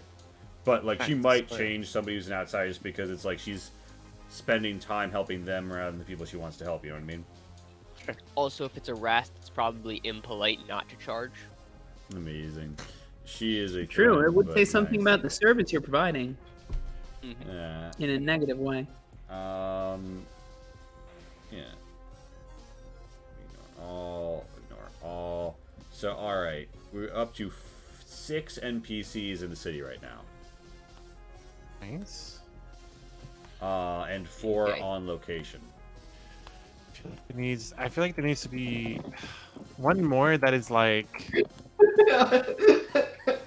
Rainbow just I like, mean- but one moment. Look, I love adding 600 I think this NPCs. is probably good. It's the sort of Yeah, thing, you like, can stop now, but I had another fun idea, but yeah, you can stop now. I mean, What's the the fun thing is idea? just that, like, I wanna I hear need to tie these characters into, like old Hank could have observed the goings-on. Diamond has a role in the story. Draska, I would say, is probably, like, provided to Jax with various medications and could be leaded in that way. That's a good point. Well, Yeah. like, I don't think these characters all need to be, like, specifically, like, intertwined in the story too heavily. Like, they just exist to make, like, sections of the area of the world, like, feel more real, right? Than, like, lived in. Yeah, true. Look, we can have them on hand to sprinkle in. Sure. So, I mean, you know, Draska exists. Like, if you I want know. to heal or buy Yeah. drugs or something, you might meet her. I will stop. I apologize. Sorry, no, tell me your fun Yeah, idea. what's your idea? It's too late now. No, it isn't. Come on. Come on, I'm reviving come it. on. I'm reviving it. Rainbow, please. I was just saying, I like, want it. I want it, Rainbow. I feel like this is the place of a lot of, like hoodlums, you know? Okay? And I feel as though Okay, look, I have an idea. I have an idea for Hoodlum. His name is Johnny Six Shoes. Yeah. He's a veer and they have lots of feet. I don't know if they wear shoes, but that's what they call him. Also, veers are never called Johnny, but he's called Johnny Six Shoes. He sits on a street corner all the time and like flips a coin in one of his hands and just kind of looks at people as they walk by, and if they stop and look at him, he's like, "What's your problem?" And that's all he does. He doesn't like any actual crime. He just stands on a street corner and I was looks thinking the idea I was thinking was more like a That's no good. Like- Started making trouble in your neighborhood. like a 90s like skater kid type hoodlum, you know, not like a not Yeah, like an actual I like like that. not like an actual criminal. Even though you're saying he's not a criminal, I understand. Just Yeah. I mean, yeah, that definitely. I would also say like if the one like. Sorry. No, I was just saying, I'm just thinking Fresh Prince of Bel-Air hoodlum over West Side Story hoodlum, you know, like. Mhm. But anyways, continue. Pat, I'm sorry. Yeah, I would say that if the veer we established earlier, the vigilante veer does end up joining the party, and we still want somebody to bungle their plans, this guy could just be following them out of like boredom and interest. Well, the thing about like following them is they'd have to make arrangement to leave dusk and go to the compound. So, yeah, no. human, Fair she, her. Like, does the skater nerd have access to a helicopter or shuttle? Unlikely. Maybe they can bungle something earlier. Bismuth, boop, human, she, her. I would like to point out we didn't get to the rest of the adventure, Rainbow. We just like we don't have enough adventures there, pal. Hey, what? Skater kid. Oh, I was like, let me read you the adventure. And you're like, now, hold on there, mister. Oh wait. I thought you were like mostly done. Okay, No. I got 2 paragraphs. I got through the adventure summary and started reading the dramatis personae, and you were like, I need more. We have not read most of this. My bad. Skater hoodlum generally grinding up the city of Dusk, recording VR experiences on her headset, making rude gestures, spitting gum in inappropriate places, and causing a ruckus. Inappropriate places, and causing a ruckus.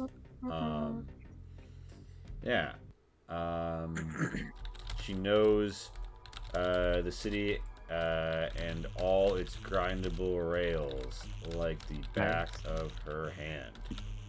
Dude, imagine skating on a city that's moving. Yeah. Sounds mental. And then you like skate down, and like you go to the Undercity, and like if you fuck up, you're like you're falling, and you're like grinding on the rails, cresting copper as opposed to Hyax, who is very familiar with the ground rails of the city. So, and I got through the robber baron NPCs, didn't I? Or did you stop me before we even got there? I don't know. I'm sorry. You know who Creston Copperfields is? Dr. Crotchmar Delling, Bright Simmering. No, I remember Bright Simmering Sun.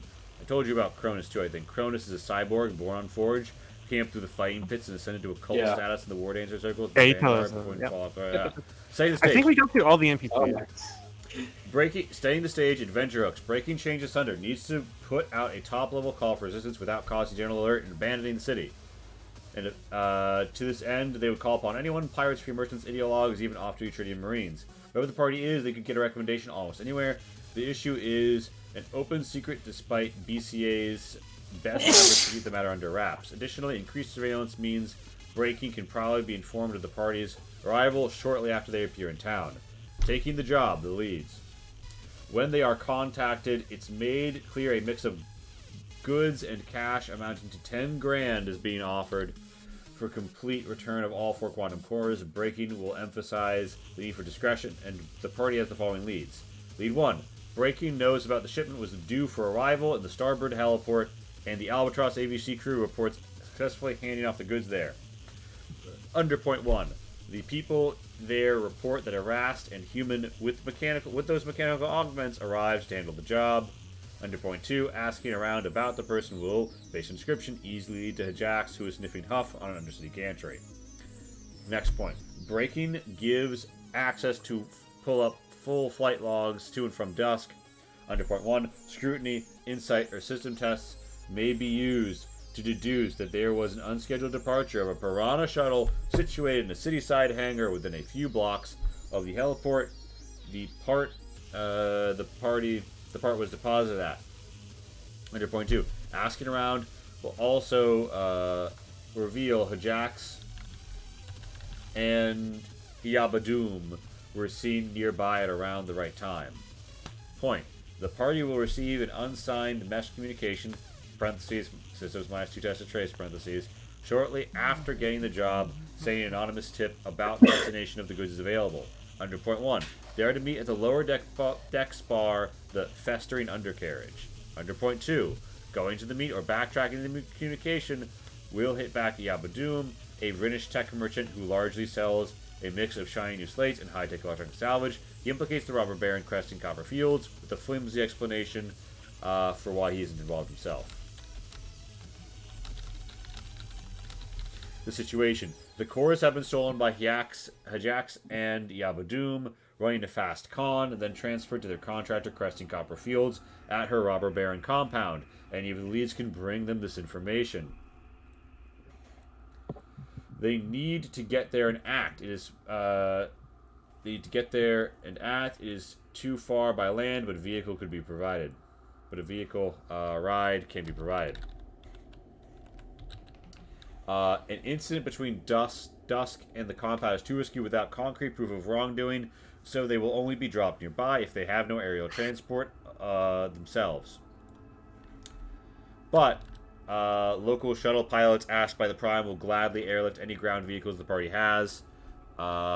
If they have none, they'll be given some ATVs. Well, what if what if all these random NPCs we're including are just like ways to get transportation? Like, what if the skater girl is like the pilot too, or something? I don't know. Yeah, a skater girl. The skater girl. What if it's literally that one NPC? That one PC I played that one time when we played Alien like a bajillion years ago. Oh my god. Oh shit! Their recklessness. The pop star one? No, not the pop star. The like rollerblader girl. Oh my god. Yes. Gamer girl. Yeah, I remember that from Reliquary. Despite their recklessness, they're a budding pilot and sometimes trusted with handling more unofficial transit. They'll fly the party if they need a lift in a koi. The Prime arranges for her to take out for a spin. ATV out the back of a koi. Let's go. The situation. A koi is a shitty shuttle. If they have another, so okay, yeah. So that's the explanation, right? All right. Creston Copper Fields compound. The Copper Company compound, formerly owned by the Orion Trading Company. The compound has a 10-meter tall sloped wall, topped with automatic turrets on a formerly wooded mesa now covered in dead and calcified plant life and the occasional mutated beast. The area around... Sorry, just like the fact that there's a sloped wall and there's a potential like skater character in this is just really funny. Yo, sick, shred! And then get shredded by automatic turrets.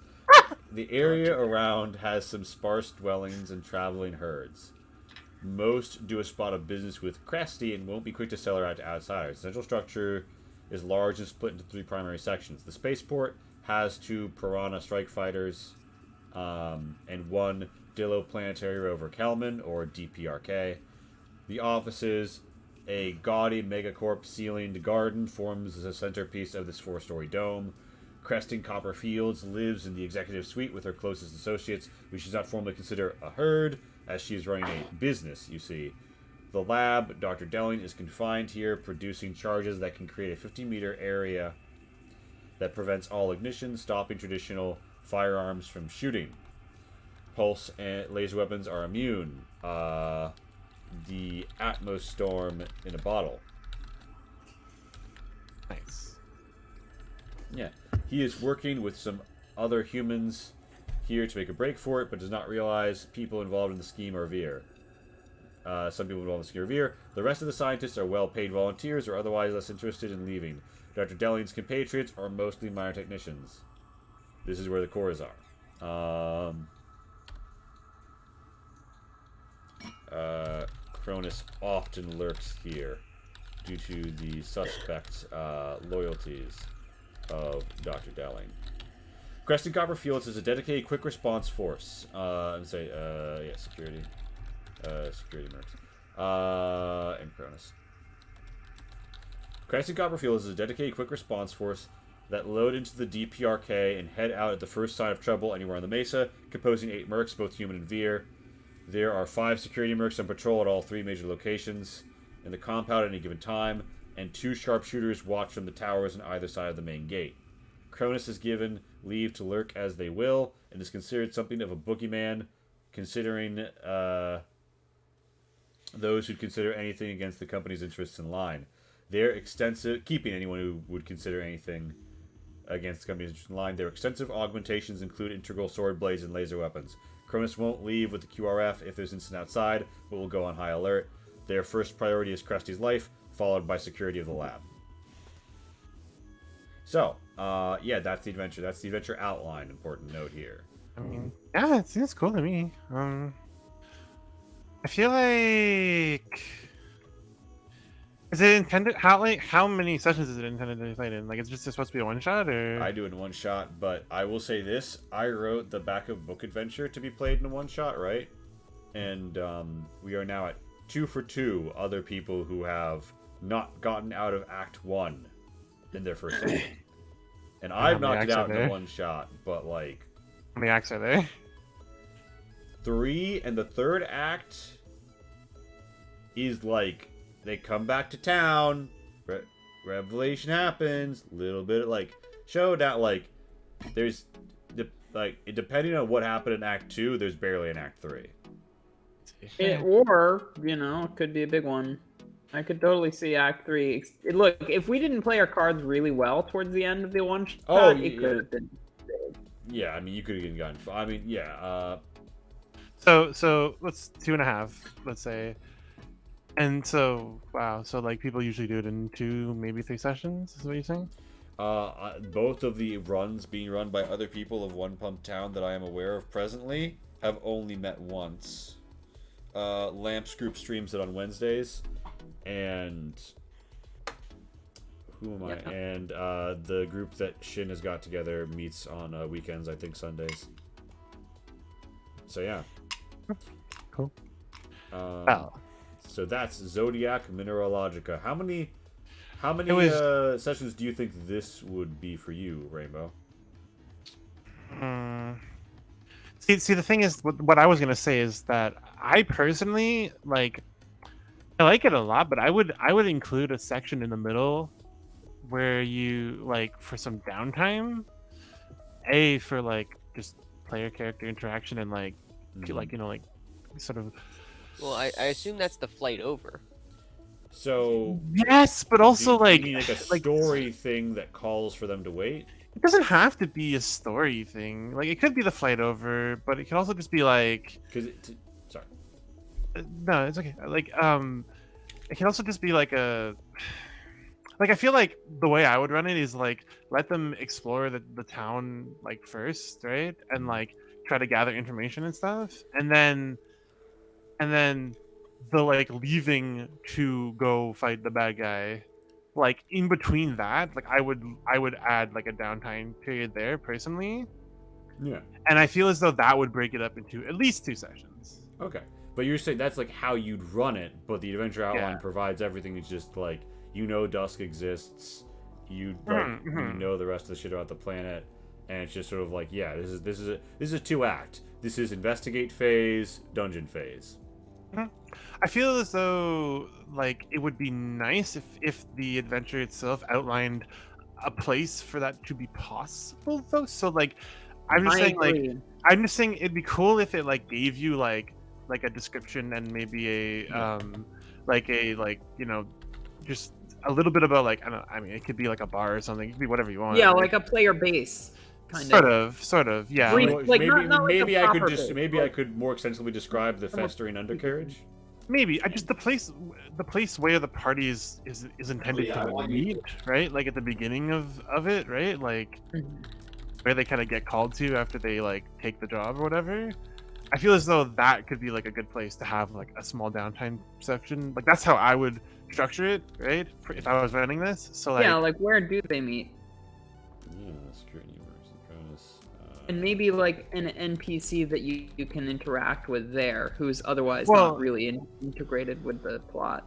yeah, Like, I you don't know, maybe like the quote unquote romanceable NPC.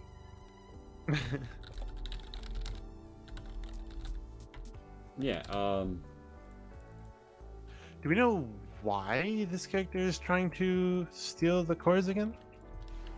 Has successfully stolen the cores because the data involved in predicting the storms is fairly important, and quantum computers that have been built to like engage with that are important for the modeling necessary to get the Atmos storm in a bottle shit under wraps. Ah, I see. Okay, So they're using the crystals to forward the research on the grenade you posited, basically.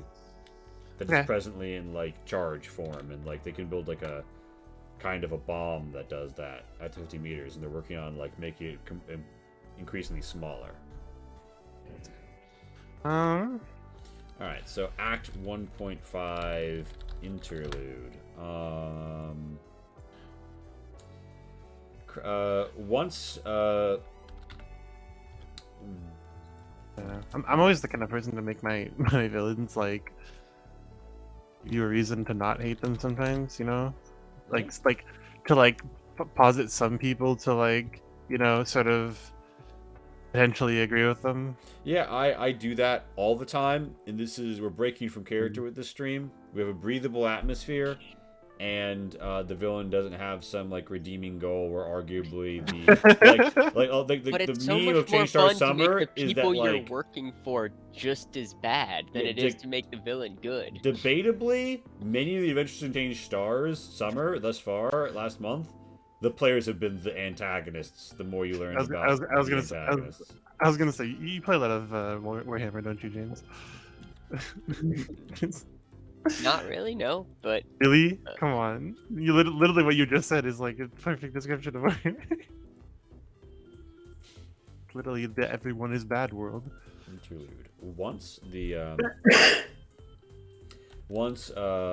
the party has gathered evidence of the culprits and pointed the finger at a piranha flying to the Copper Company compound. God, I'm gonna be three like alliteration city, company and compound. My God.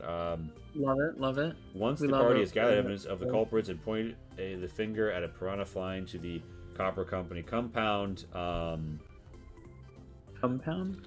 Breaking will reach out to other leaders, reach out to their superiors in the Vanguard and across the intelligence network to discover, to confirm, stroke deny the suspicions. They'll encourage the party to take a load off before potentially.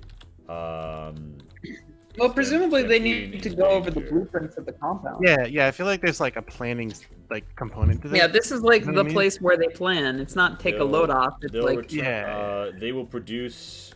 They will We're doing that. produce rough blueprints of the compound from the times of the Human Empire, but there are two important notes.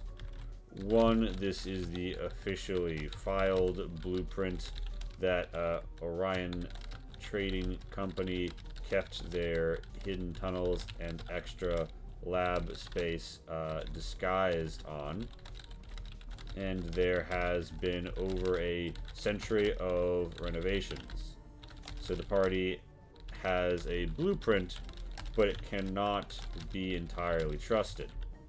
That's fine. Which is a recurring theme now between this and One Pump Town. It's probably just a recurring theme in Change Stars in general. If they That's just quite a sci-fi trope in general. if they want to have a so well okay, but right, we talked about like the Act 1.5 interlude is the breather. Like if you want to be like, hey, have a breather, this is it. And there should be an NPC here that you can chat up and bard. Bird. Bard. Are you trying? Is this like a euphemism for have sex with? I'm confused.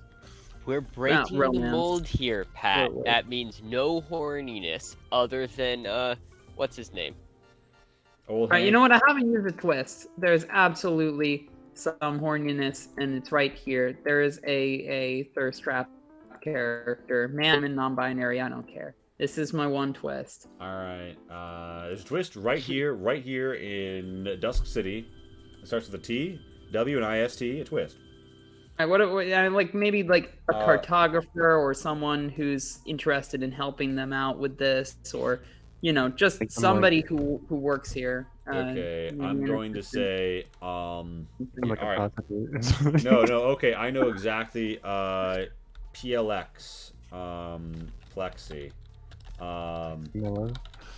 Plexi, she, it. All right, all right. So,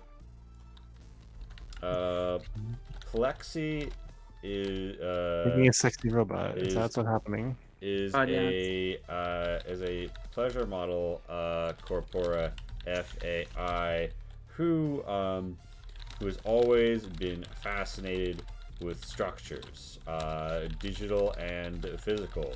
She's an architect who works dynamically with the constantly evolving needs of Veer architectures, sprouting nature, and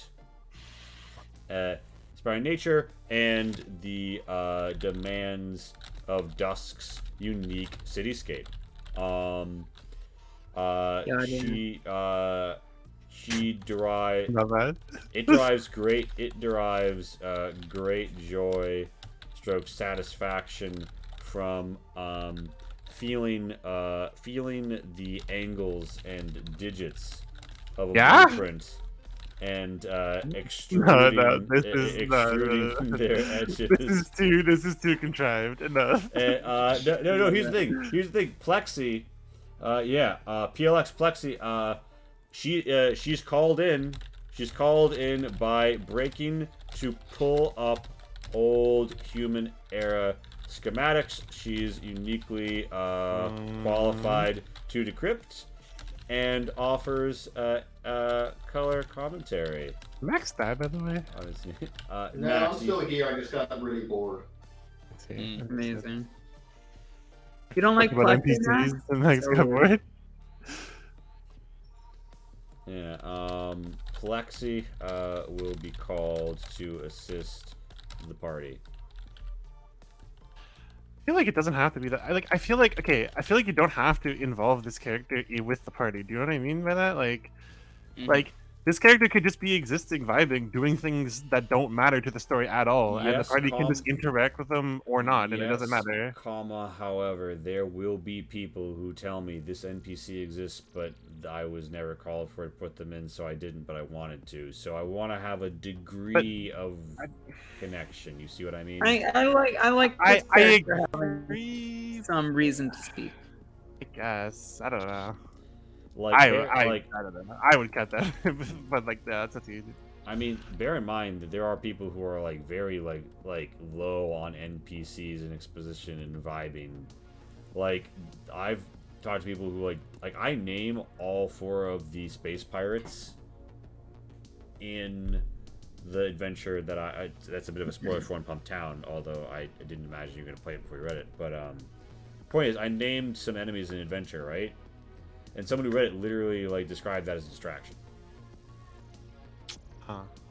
So I can't. I don't get that.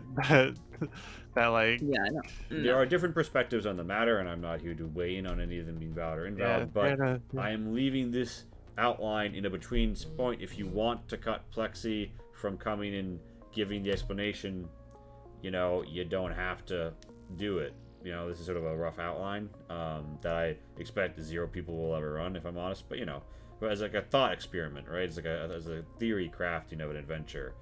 I think that we leave them enough of an in for most characters that they have a way where they could come up, so people don't ask like, why wasn't this in like a location guide rather than an adventure? You see what I'm saying? Mm-hmm. Because like I see what you're saying, but to me those are NPCs that I put in like a splat about a location. Because like, then I all of them almost feel like that's vibe. what it should be. Like that's what it is. These are just characters that are just there for the downtime piece, right? They're not actually like important to the story at all, well, right? I kind of made them the dramatis personae of this adventure, not like just like notable people who live on this planet. I mean, okay. I mean, I don't know. I mean, so I don't run modules, right? I don't introduce other people's NPCs to my games, so I have no idea how other people handle that. No idea whatsoever. Okay. I don't know if I would read a book and choose to incorporate an NPC or not. You know what I mean? Indeed. So with that, we have the characters. We have Act 1.5 inserted. I mean, Act 2 is obviously not enough to really run without putting together a lot of work yourself. But this is an adventure outline, not an adventure, so I think that's fine. I don't know. Is there anything that you'd like really want to know or think would be good to include in such a location or like section?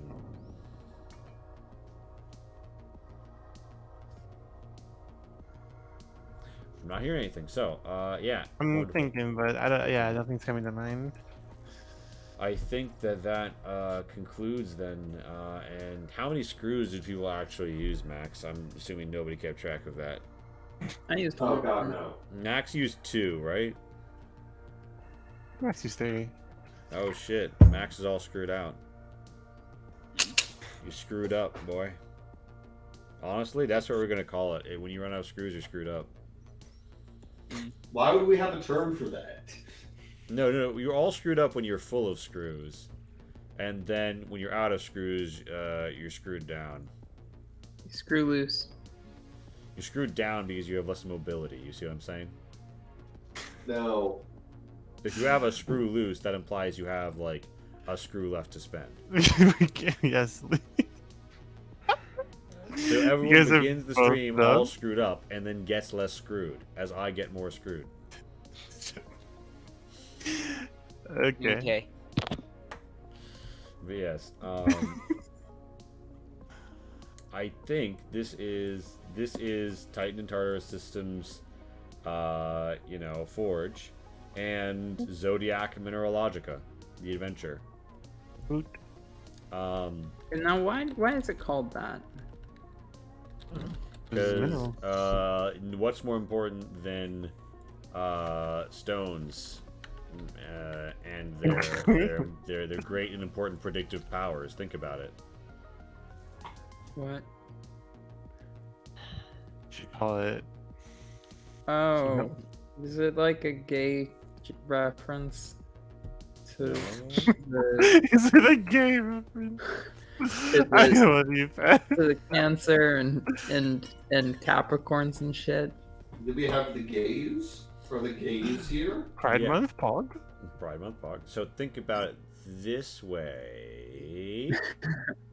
Like if someone's like, "Oh, gee, that's such like a Capricorn thing to do," but then they're like, "Let me go feel my amethyst about it," and the amethyst is like, "I'm a quantum computer. I have calculated the path through the storm," and they're like, "Oh my gosh, it's always right. I told you." Right? Oh my God. Like, it's You're the predictive. It's the You're predictive. such a Capricorn Sagittarius cusp, Becky. Yeah, Maybe. exactly. So it's the Zodiac Mineralogica because it's the predictive signs from the stone. Okay, yeah, you've done it. All right, I'm sold.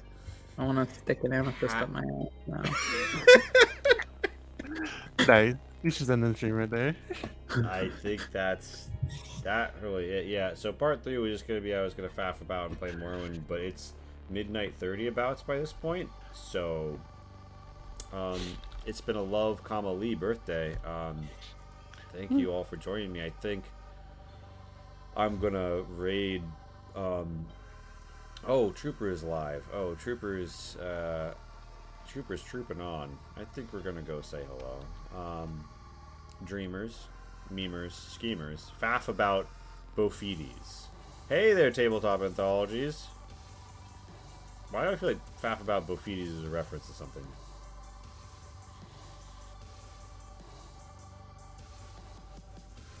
Alcibiades? Faff about is a British phrase.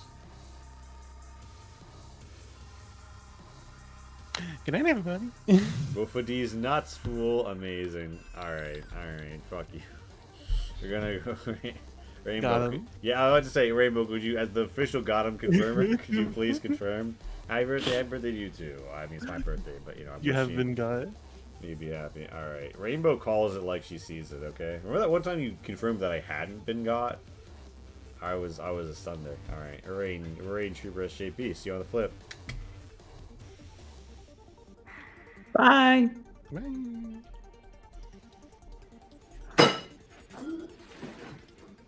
Lee, I'm about to send to the Mad Bands a suggestion for a potential